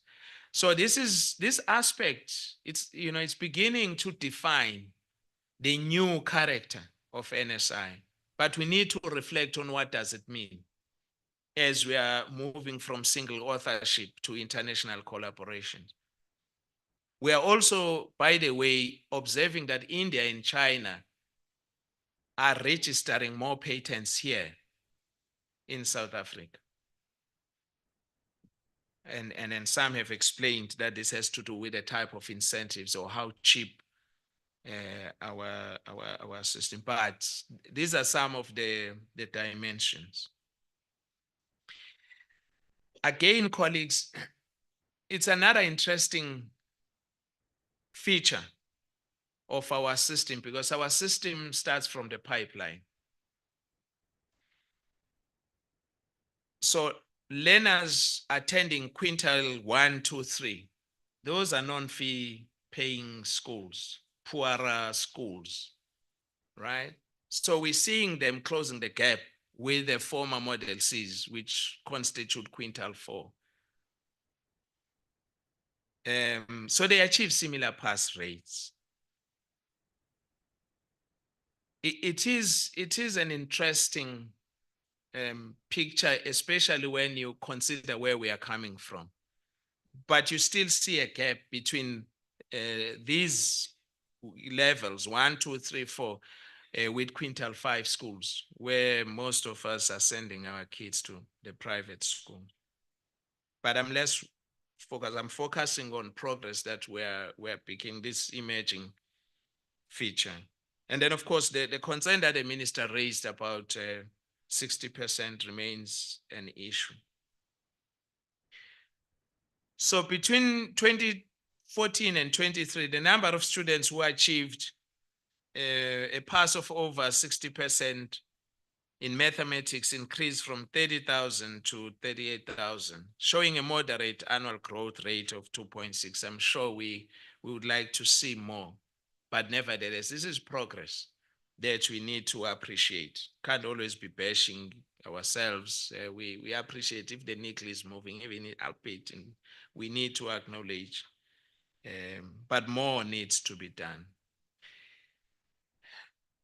So we have spoken about this, but this slide, it just gives you a graphic or the details around what we are now observing, the increase in female academics and the parity that we seem to have reached in the academic sector. And then again, we have referred to progress that we have made in transforming the social composition of the academic staff. I did speak to this to these dimensions. So, colleagues, as I said, we have made I think we have made a strong point about our investment challenge, and the minister made this point that we have a 1.5 growth expenditure as a percentage of GDP that we need to be attaining in 2030. We're not moving towards that objective. Instead, we are regressing. We have made that point, and business it has contributed to a greater extent. So this information, what we want to, because what we have tried to do beyond simply reiterating the issue around business contributing negatively, we have tried to look at the environment within which business makes decisions. But maybe before we get to that, what we observed in 21, 22, the improvements in business R&D expenditure to 26.4%. We observed that surge was driven by information technologies, medical sciences, material sciences, with manufacturing and services leading the growth. We are cautiously optimistic about that, but we want to observe whether this positive development will continue. So, colleagues, we did some work to try and understand this challenge that we've been reporting. And when you look at the aggregate R&D expenditure by firms, it fell from 2010. And some of the observations made is that the higher rates of firm, there's a high rate of firm exiting from R&D than firm entry rates into R&D. Large firms and manufacturing firms remain the main drivers of the decline. And then so there's been a decline in the number of R&D firms and in the share of all firms engaging in R&D, as well as a decline in the intensity of R&D within firm during this period. And also that there's a difference between R&D firms and non-R&D firms. That they are larger, the R&D firms are larger in terms of sales, with larger firms more likely to persist in R&D. They have higher levels of fixed capital. They employ more workers and pay higher wages. And they are particularly important for export of technologically sophisticated products. External acquisition of technology through licensing complements in-house R&D, with firms that combine both approaches experiencing stronger productivity enhancing effects.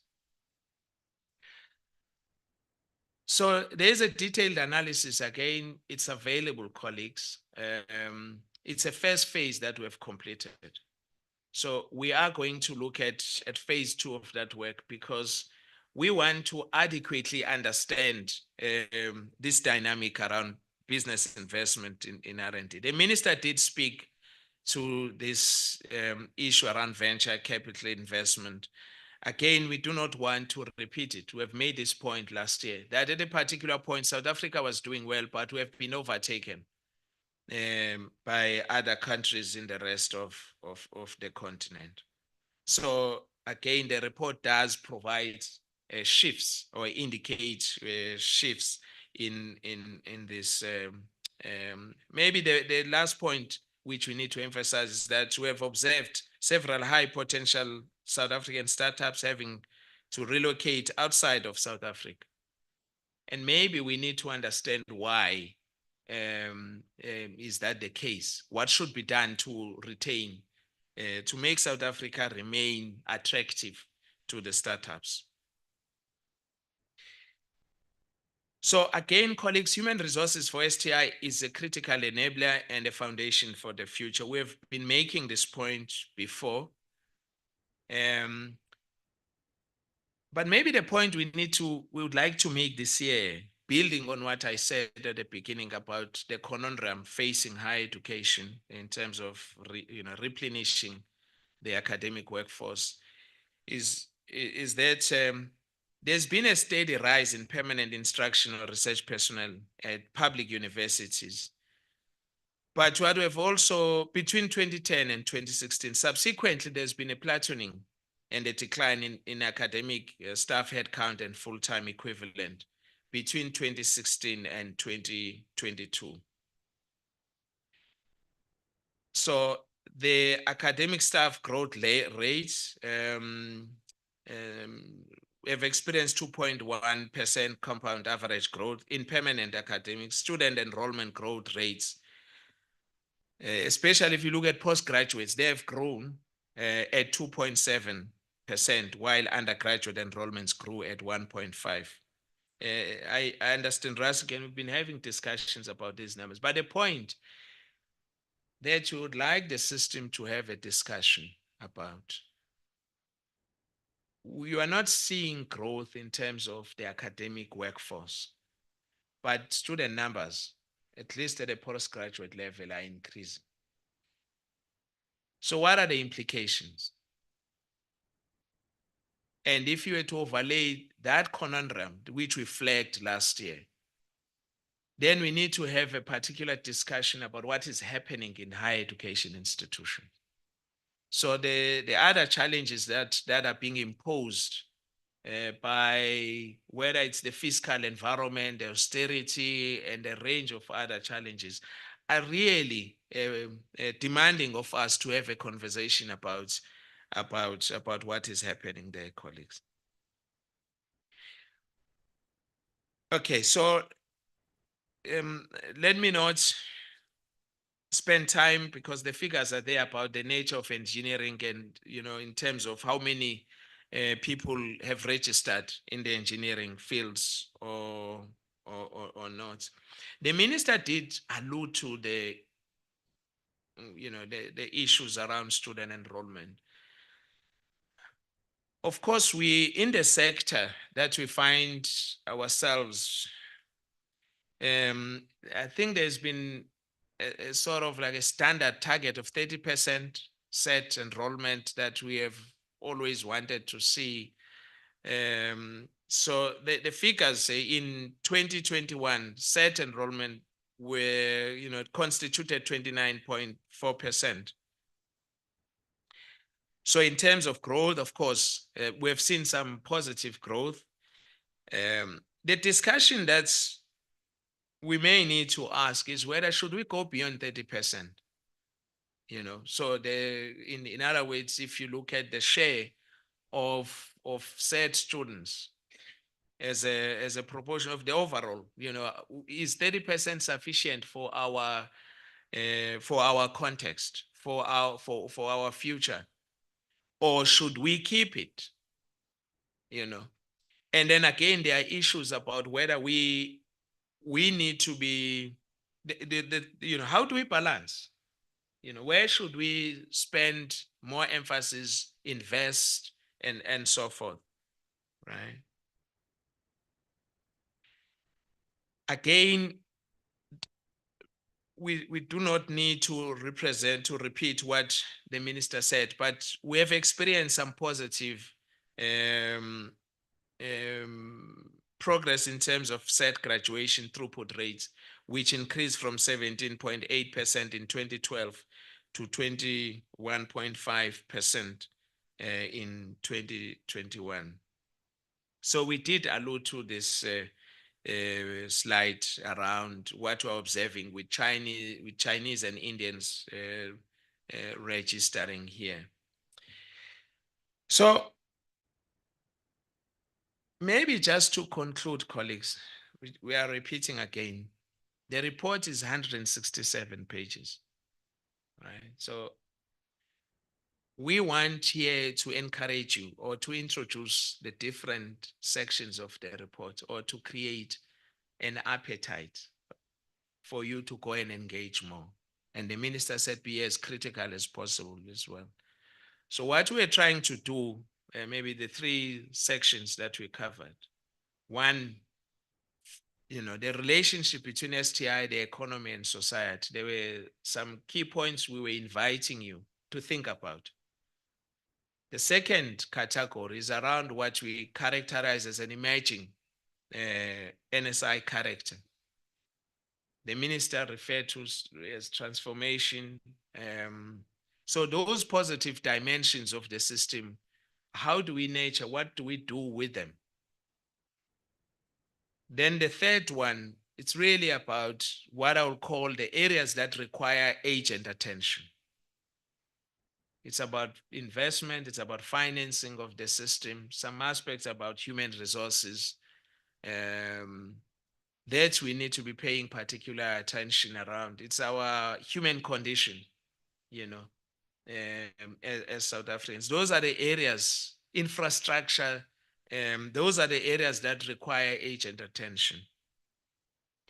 And then maybe the fourth one is where we are located globally. How do we compare with the rest of the world in different areas, and where there are potential for us to make a meaningful contribution in addressing some of the pressing challenges, such as employment. So South Africa continues to experience some improvement in respect of STI, human resources, and then research and digital infrastructure investments are expanding. There is low research intensity and declining patent activities. They remain our concerns. Venture capital investment is diminishing. And then, of course, poverty, unemployment, inequality persists. To an extent that South Africa may need to adopt a comprehensive strategy focusing on how to increase investment in R&D, support startups and innovation, and fosters collaboration to drive sustainable economic growth and reduce poverty and inequality. Colleagues, we wish to present both the content of what the minister shared, which is a big part of the reports, and the different aspects that we have shared. And so formally, so the reports is handed over to you for you to engage, and we'll appreciate comments. Thank you. Welcome, Director.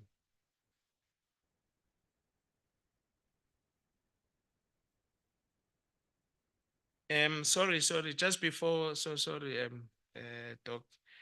We need to acknowledge, colleagues, so that before you start raising issues, let's acknowledge this work it has been done by a huge team of experts, and we are very grateful to them. Professor Anastasius Porris, Mr. Aubrey Mpungose, Professor Dave Kaplan, Johan Mouton, Zwandile Matigizela, Oliver Mtapuru, Petros Letaba, Stembi Somien, Vijay Reddy, Kolan Makoba, and they were supported by members of the reference group, Claire Puseti, Rasigan Maharaj, Rebecca Maseremure, Krema Mbula, John Mgabe, Omar, Godfrey Mashamba, Azza Jamin, Ahmed Bawa, and Badi, including members of the Secretariat. So thank you very much to all those who contributed, and of course the leadership provided by Council. Thank you.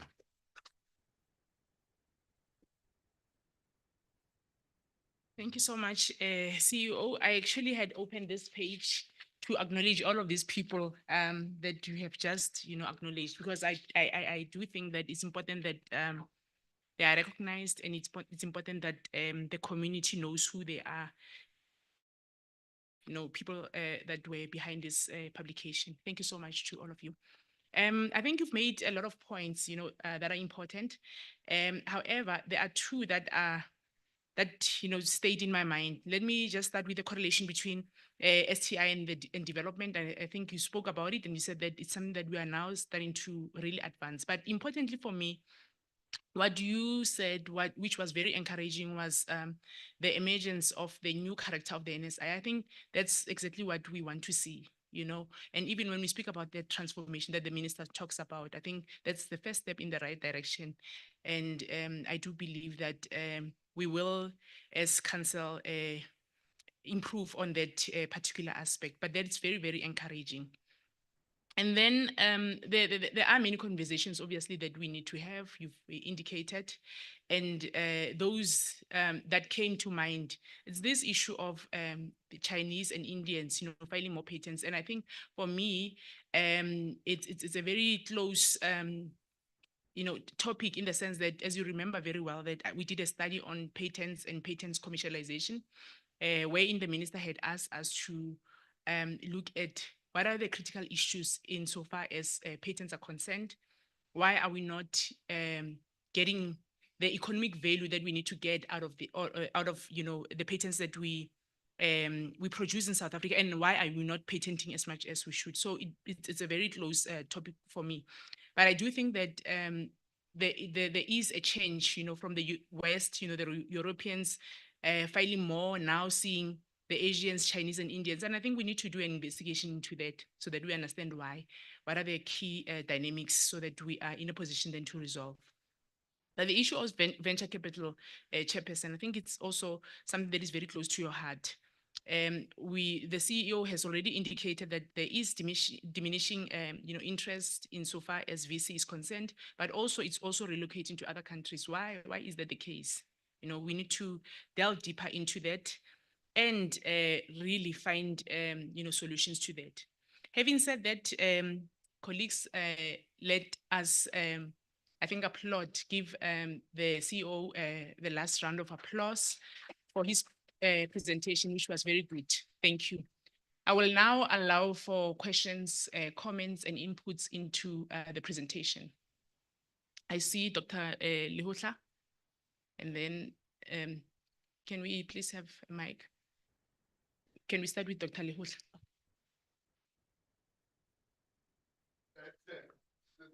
CE, do you want to come closer here? Or you, Let me welcome the presentation, which is very provocative. Mm, And raising very crucial issues. Phil, who was the Director General here, served in government for 18 years as a DG of Science and Technology. My apologies for this call. And he's not been able to infuse technology in government planning for the 18 years. And the Chinese ask us that question. Why have you not infused science and technology in the planning? Mm. And I've been statistician general there, I've seen. The question that I'm trying to raise is, what are we going to do?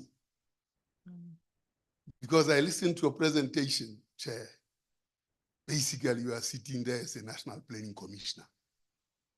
It raises those issues. Do we have that level of consciousness in the National Planning Commission around the issues that are here? I don't know whether the National Planning Commission here, I don't know whether the Minister of Planning is here. And if you look at the slide that you didn't show, which I think is very important, it's on page 120. SPI score, Social Progress Index, foundations of well-being, opportunity, basic human needs.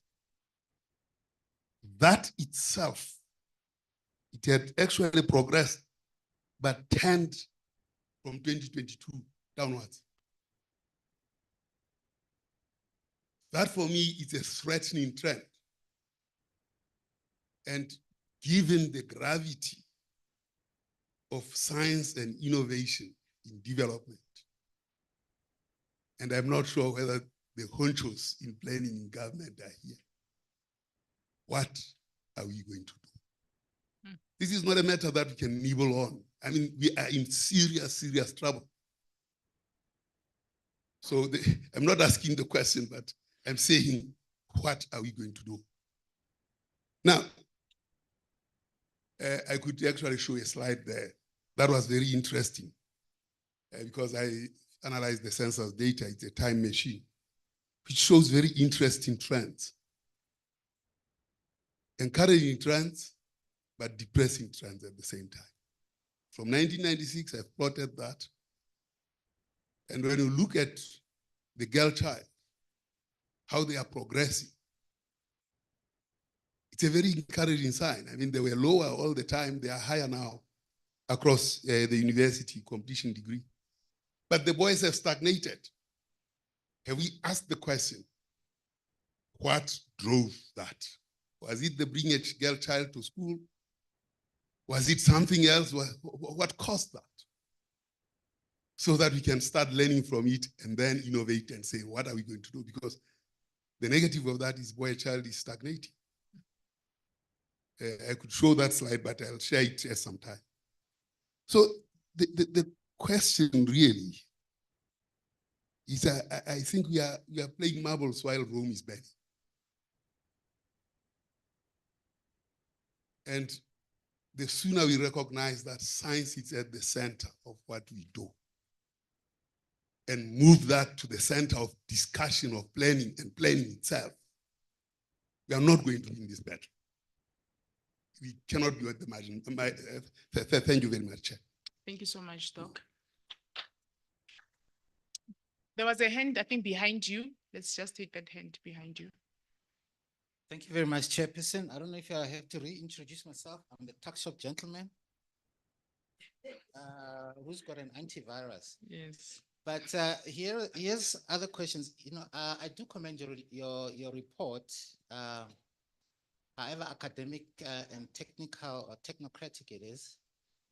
But it dwells more on the forward linkages of technological innovation and a little about the backward linkages of technology innovation. What feeds the technology and where does it come from? You know, the mining and mineralogy issues that are the input issues on the development of technology infrastructure. I mean, I can ask you a question about the Taiwanese chip war. I don't know if you know about that, and it's coming. It will make Russia and Ukraine look like another tuck shop if it starts, and your innovation will stop instantly because you won't get the chips to develop the computers and the technology that you want to develop. So it's the backward linkages that are a little bit short on the note here, and I wish to hear what your forward-looking statements are on that. All right, thank you. I think we can take, there was a question this side, and then I'll come to Prof Rasigan. No, you can, before Prof Rasigan, there was a hand somewhere here. Before Prof Rasigan. Okay. Yeah, all right, that's fine. You can go ahead. Thank you, Chair. Thank you to the NACI team for the comprehensive report and the other participants who contributed as well. I am Smangele Ngomezulu from Department of Transport. I actually wanted to perhaps reflect on the positive side of the report. One, I noted the increase of the female academics, the quantile performance of those schools from the perspective of STEM as well. But I wonder if it's just because we are limited by the nature of how we are doing this, perhaps we haven't engaged enough with the report itself. I think the first speaker touched on what I was just really concerned about to say, if we see the pocket of excellence, are we having enough data to say, how did we get here? For the last 10 years, what did you do now that we're seeing more female academics? Now we're seeing that our quintile 5-level schools are doing better than the others. What have we done? If we were to regress today, are we able to reflect to say, what is it that we did right and what can cause us to regress? Because at any given time, by the way the report is written, is like we just were lucky and we got this, and there's no reflection on how did you get here and how are we going to make sure that we improve or we even remain at the status quo. Just perhaps reflection on how we're going to maintain the status quo and reflecting on other gaps that we are noticing as well. Thank you. Thank you so much, ma'am. Prof Rasigan. Thanks very much, colleagues. I think we need to admire the fact that a lot of progress has been achieved in the quality of the report itself, that it's improved and expanded coverage is really important for all of us to get a better sense of what's taking place. Well, you know, when you start saying positive things, you also know what's going to come after that. And this is really that we are reflecting on, and I see the chief executive blocked by the podium, so I'm not looking at his response. He's jotting down. Yeah, we're dealing with data that's coming at us from 2022 in the main. There are occasions where data from 23, 24 is in the report as well. This is important in terms of at least bringing it closer to where we are at present, right? But this temporality also raises a number of problems. And I want to raise these, you know, as in opening the discussion that we really need to have. It would be much deeper maybe than a dialogue, because it needs to even question what it is that we are questioning. What do I mean by this? Yeah, in some of those indicators, we get a sense of us achieving some progress against the goals we set for ourselves. Yeah. But to some extent, those aren't the goals themselves. They represent a compromise that was reached in engagement between the different parts of society. So in other words, you can think of them as the lowest common that we should have achieved. Yeah. The second part attached to that is, and you must excuse me because I think it was referenced earlier as well, The idea and the data that we have about our ecological precarity, for me, does not feature as strongly as it should. And the reason I'm raising this is because it's well and good for us to make achievement of targets, of indicators. But if we can't breathe outside, what use is it? And why I'm raising it in that form, because it comes back to us to bite us, to ask the question, not just the quantities around transformation, but what are the qualities in transformation that we seek to achieve? The minister mentioned just transition as an example. The object there is to respond to real challenges in real time. But in doing that, to achieve a forward movement for all of us. You know, I'm sorry, climate change is not going to come and check your demographics to realize it's going to flood your place or cause for you to be hungry today. It affects all of us, and these challenges need to be responded as a unity as South Africa. Sustainable development goals, and Comrade Paddy, maybe we have a different view here, but this, from the report we've just seen, prepared for the General Assembly, shows failure globally. We've seen the handover reports between the two administrations about national planning. And where are we on those indicators? So, colleagues, I'm raising this in a positive way. It may sound negative, but we need to bring together all of these facts that we now have available to us to have a seriously critical discussion about what its implications are.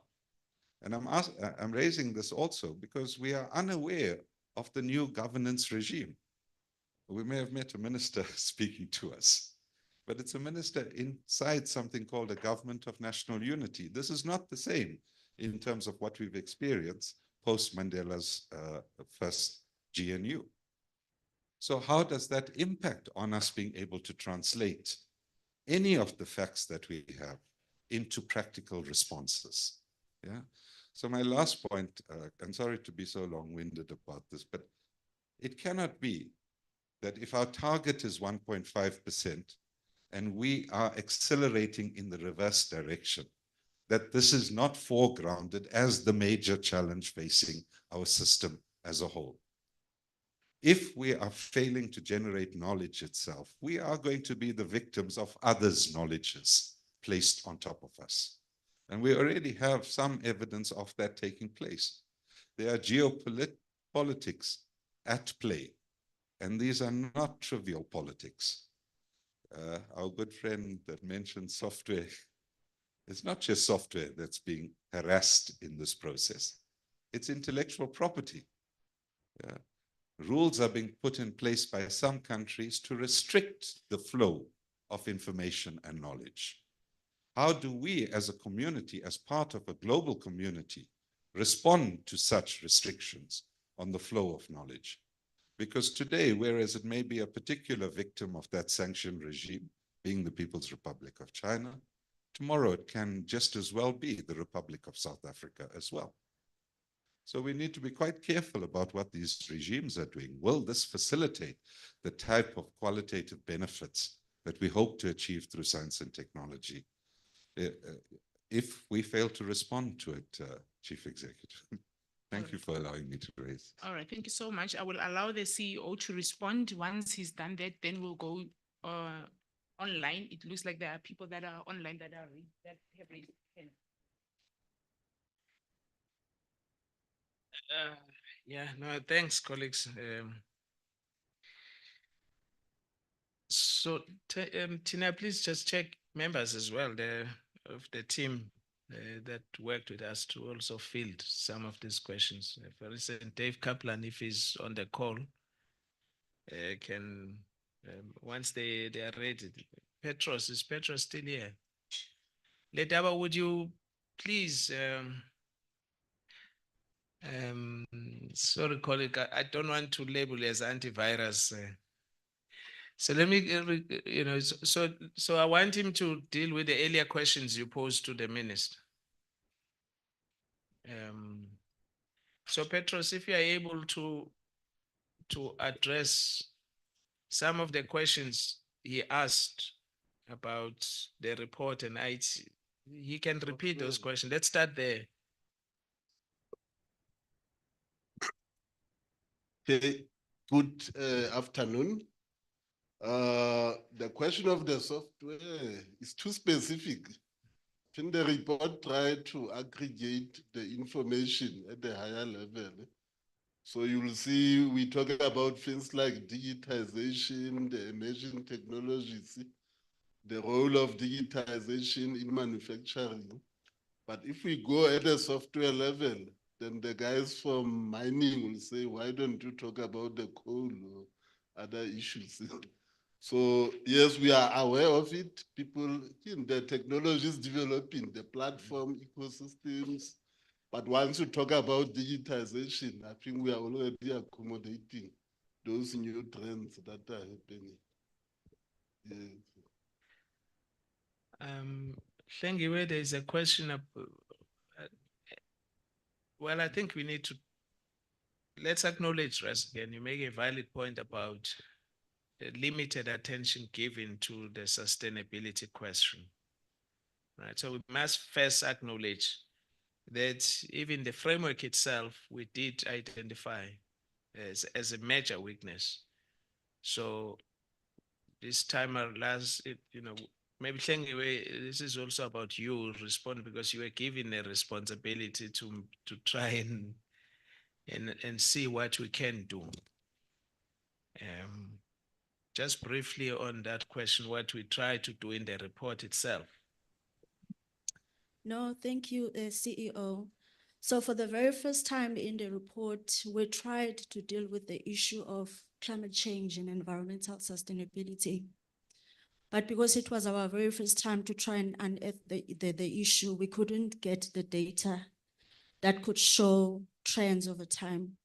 We ended up using patterns with a view to say, what is the readiness of South Africa to grapple with the issue of the just energy transition? So we use patterns that speaks to issues of renewable energy. I must say this is the area that still needs to be built on over time, but at least we managed to show that South Africa, compared to other BRICS countries, we do have lots of potential in the area of solar energy. And in the next version of the report, we'll try to couple the issue of patents in the renewable energy space with other indicators, but taken together, the issue of climate change and environmental sustainability is the area that we will improve on over time in the report. Thank you. My brother Jerry, please, because you've been in discussion with us, you are working with us, maybe just to share brief insights in, what is emerging, what we may likely see in the next version, at least. It's also about helping colleagues to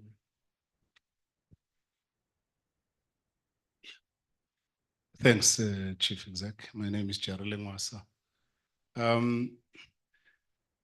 Because it's a work in progress, I think the thinking around the sustainability question, I think, starts, especially with that link on the economy. So it's something that started in the financial sector, but more and more it's kind of spilling out into other parts of the economy. ESG, most of you might have heard that term or that acronym. It's on environment, society, and governance. And so that sort of is a framing around which we can start to develop very specific indicators, because within that is embedded the question of climate, as you were raising, and climate change, and what that means for the economy in the future, both from a risk perspective, but also from a developmental perspective, so that the energy, this just transition, which is largely focused on energy at the moment, right, towards hydrogen and other alternatives, means there's huge space for innovation there, and how far are we relative to the rest of the world. And then, but that's just one aspect, which is energy. The other aspects of it are around adaptation. How then are we adapting as a society? What technologies are there? What innovation is there? And then there's also the mitigation aspects, which we often talk about a lot of the time, which is what alternative energy sources we have. But someone from transport, for example, commented, and one aspect which is key that is often not spoken about is resilience. How resilient is our economy? How resilient is our science and technology and innovation systems? And how resilient is our economy to this changing environment? And those measures, for example, around infrastructure resilience and the different types of infrastructure we have to invest in, which then become a vehicle for innovation, are some of the aspects that we'll touch on. So I think we will take baby steps because there's quite a lot that we can measure ourselves against globally. But again, going back to the question that was raised, is how intimately is the innovation system linked to economy and development? Because in there lies some of the questions or some of the answers to the questions we'd like to pose. Thanks. Is Kaplan on? Okay, just Dave.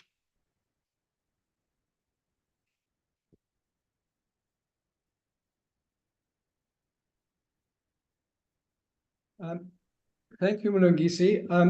I'm not sure exactly what issues you would like me to address. I mean, there have been a lot of issues that have been raised, but I'm not sure which ones directly you would like me to address. But I think one, if I could just say, I think one thing that came very clearly in the minister's speech, and I think that we all recognize, is the centrality of the fact, I think someone used the term, we are accelerating away from our 1.5% GDP, GERD as a share of GDP target.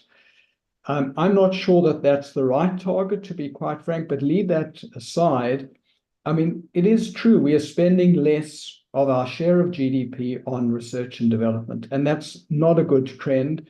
And the principal reason for that, as the minister has said, and I think you've also said, Mlungisi, is the situation of the business sector. And so I think front and center of the problems that we have at the moment is that the business sector is not investing sufficiently in developing new products, entering new markets. We're not seeing more firms coming in, more technology-based firms. And then particularly, we're not seeing that in the export sectors. And I raise the export sectors because when you think about technology and utilizing technology, a winning product or a winning firm, if you're going to win and you've got a small economy as South Africa is, you're going to have to win on the international stage if you're going to have scale. So the sort of new firms, new products, new markets that are most important are on the export side. And here we have in the report very direct measures.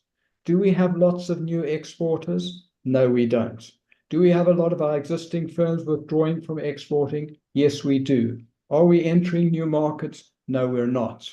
And so it's very clear that at least since 2017, there has been a decline.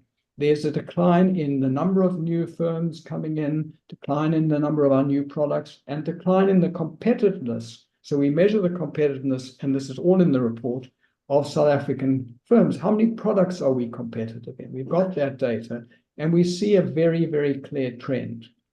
And as you said, Mlungisi, this is the overall trend.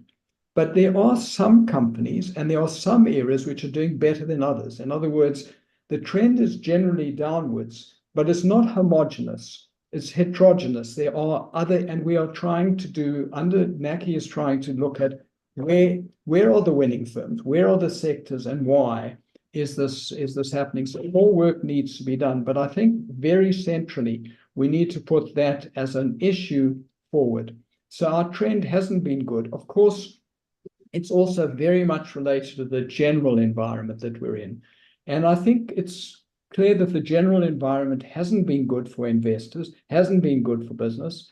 But I think it's also clear that the environment is getting better. Rasigan referred to the Government of National Unity.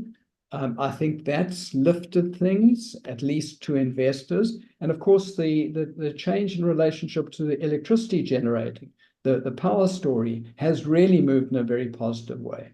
So I think there are some positives, some definite positives, and hopefully they will be reflected in the data that we collect next year, although these things tend to take time, right? There's not an immediate response. Things get better, investors immediately respond. Not quite like that. We see trends over time, and that's exactly why we need to gather annual data. Sorry, Mlungisi, that's probably a long response. I'm happy to answer any questions around the business, R&D issues, exporters, share of high tech and medium tech and employment or output, etc. But I'll leave it at there. Thank you. No, great, Dave. Is Vijay online? Vijay, would you please? Yes. Yeah, would Yes. you, there are questions about the stagnation of boy child, whether we know how we achieve gender parity. Yes. Yeah.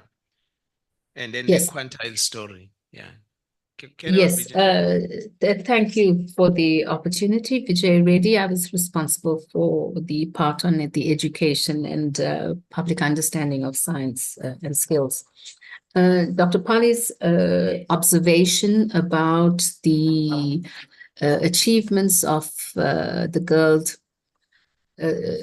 girls within the schooling system and the lower performance of boys is well taken. The work that we have done in the past in the HSRC arising from the TIMS and other studies all corroborate his observation. So the question is, do we applaud the achievements of girls, or do we become very concerned about the poor performance of boys? Now, within the schooling system itself, we know at the senior levels, there's a higher dropout rate of males from the system, which means that those that are poorer performers leave the system, and therefore the sort of better performers of the boys still remain. But within that environment, the girls are still outperforming boys. The girls are also, or females, I don't know which is the correct word to use, females also outperform the enrollments of females in the science, engineering, technology areas is still higher than that of males. Their performance is better. And while it's a wonderful story at one level about the educational achievements of girls, the concern is that we really have to pay attention to the dropout rates of males and the poor performance. But the story of that achievement reverses when we get to the labor market. Despite all the achievements in education, and our own analysis of who the labor market participation shows very much that it is the males that occupy the higher profession, the levels of managers, professionals, etc. Sorry, that there is a vast gender differences within the labor market. So we have to look in this in a very nuanced way and look at the two systems differently. The other part that I want to refer to, and I think if I caught the question correctly, it was why is it that the Q1, 2, 3, 4 have risen in their performance?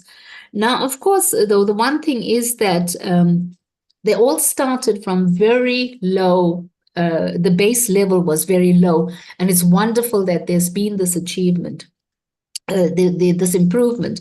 Part of the speculation is that we don't know exact reasons because we haven't set up these randomized controlled trials. But part of the speculation is that post-1994 and the introduction of the many social protection policies, the social grants, the free schooling, etc., have all contributed towards these changes. Now, again, we again applaud the improvements that have occurred, But we're concerned that if we look at the rate of improvement over time, that rate of improvement is decreasing.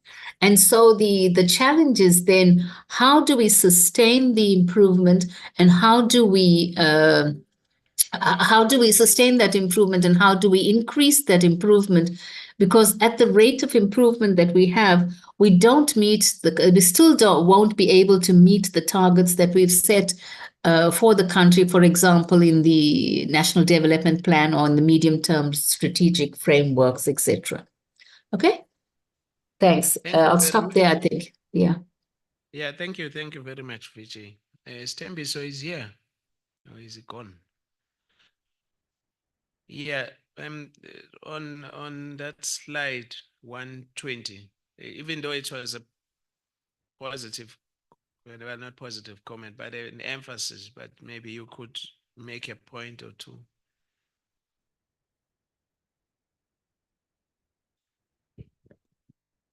And then if there is something you want to add on that municipality innovation index, so there's the opportunity as well. I'll leave the slide on 120 to Aubrey here, and then I'll continue with this the page 121 on municipal innovation maturity index. I think you presented it well, CEO, on the basis that there is a challenge when it comes to the way in which municipalities are performing, and that challenge is a problem in terms of service delivery, because I think it's a sphere, one that is close to people, and it's a sphere that we are looking for it when it comes to service delivery. But the issue of innovation, because we believe that it can be the one that can improve service delivery, but it seems to be not taken into consideration.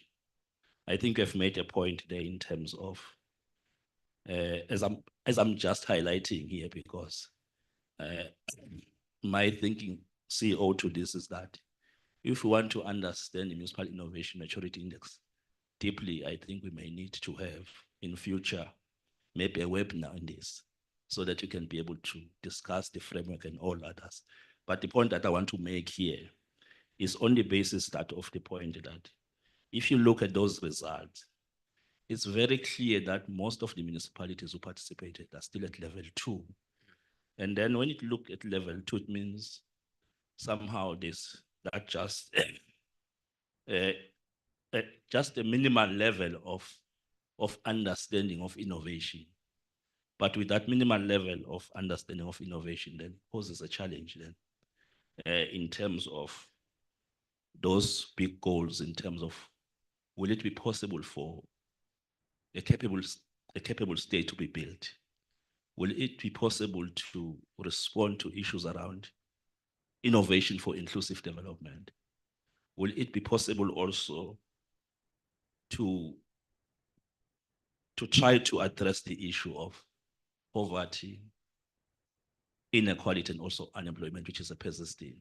So the point I'm making to that is that we need to play a bit more focus on that basis at the municipal level, because we need also to upload the team also on the basis that if you look at the national system of innovation, the issue around the local sphere of government has not been part of this report in most cases.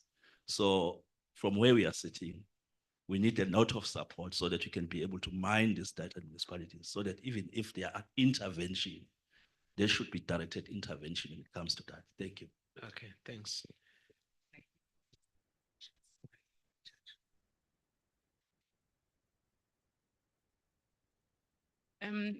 I'm told there are people online that have raised their hands. Can we take those questions, please?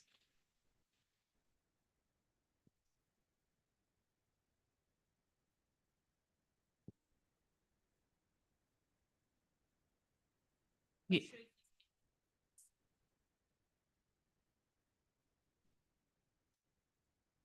Thank you, Program Director. We have a hand from Rodwin online. Rodwin, you can take to the platform as directed by the PD. Thanks, Program Director. I believe I inadvertently raised my hand. But anyway, I'm Rod Gruen from Department Economic Development and Tourism in the Northern Cape. And I guess I just a comment to share. Many years ago, there was discussion on the innovation chasm. And at times I find that the conversation that we have at fora like this misses some of that gulf. I know Minister talked about Mpumalanga and coal and just transition, and we face not necessarily a similar challenge, but if you look at our own ambitions to move to green hydrogen as a province, where's our skills? Where's our capacity? Where's our knowledge? Where are our systemic interventions that actually scaffold us into that green hydrogen arena? That system's not in place. No, we have pockets of activity that are happening, but there's no integrated developmental, almost a synchronistic step-by-step approach.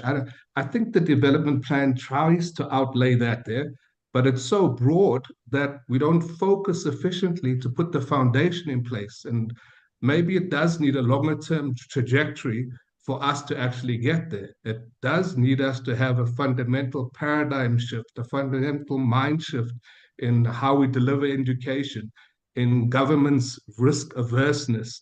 We want innovation, but we've got a constrained budget. We want innovation, but we risk averse.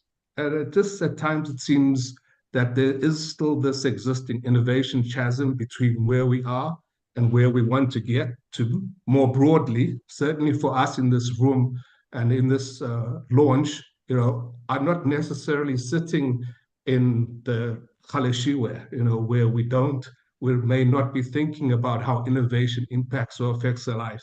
And I just think there's a lot more work that we need to do. Thank you, Chair. And my apologies for raising my hand. Thank you so much, Rodwin. Is there any other person, Tina, online?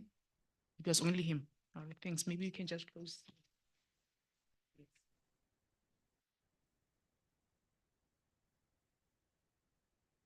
Yeah, no, thank you very much, colleagues. I'm asked to close. We take the comments, including the last one. You can tell people who've been around for a long time, so the chasm story. I think, colleagues, the national dialogue that the minister has called for,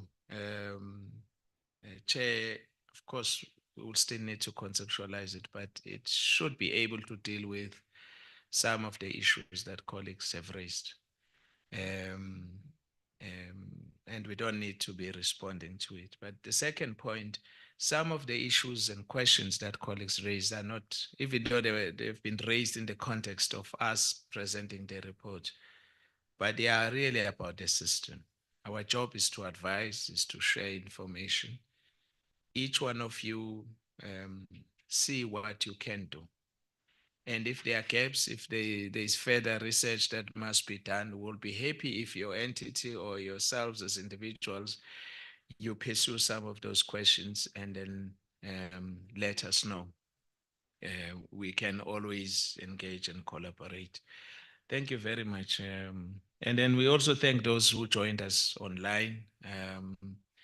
Thank you very much, colleagues. We don't take for granted your support that you continue to give us. Mr. Chairman, thank you very much, and members of council, and we have new ones who have joined us. We really appreciate. All the best, colleagues. Thank you. Program Director, you can close.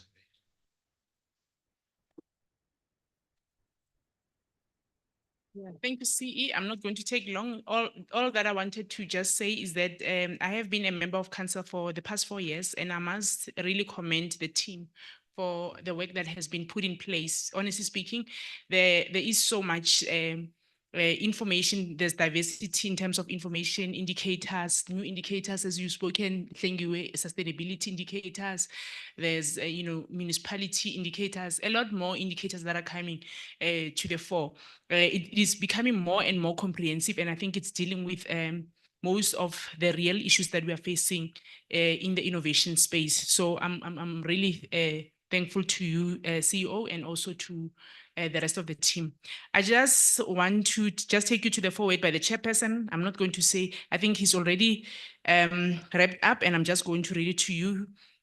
He says, the report highlights both progress and challenges in South Africa's NSI. Looking ahead, it is essential that we prioritize inclusive innovation, address regional disparities, and foster collaboration among stakeholders to unlock South Africa's full innovation potential. And having said that, I want to thank all of you, the stakeholders. Special thanks to the experts, to the team that put the report together, to everyone who has been advising, those that were in the reference group, everyone else who has been advising assisting in terms of some insights into the report. And special thanks to the chairperson of NACI and also the CEO and also council members for their contribution to this work. Thank you till we meet again next year. And in between, we will meet again for that Transformation Agenda Summit that the minister has called for. Thank you very much. Colleagues, bye.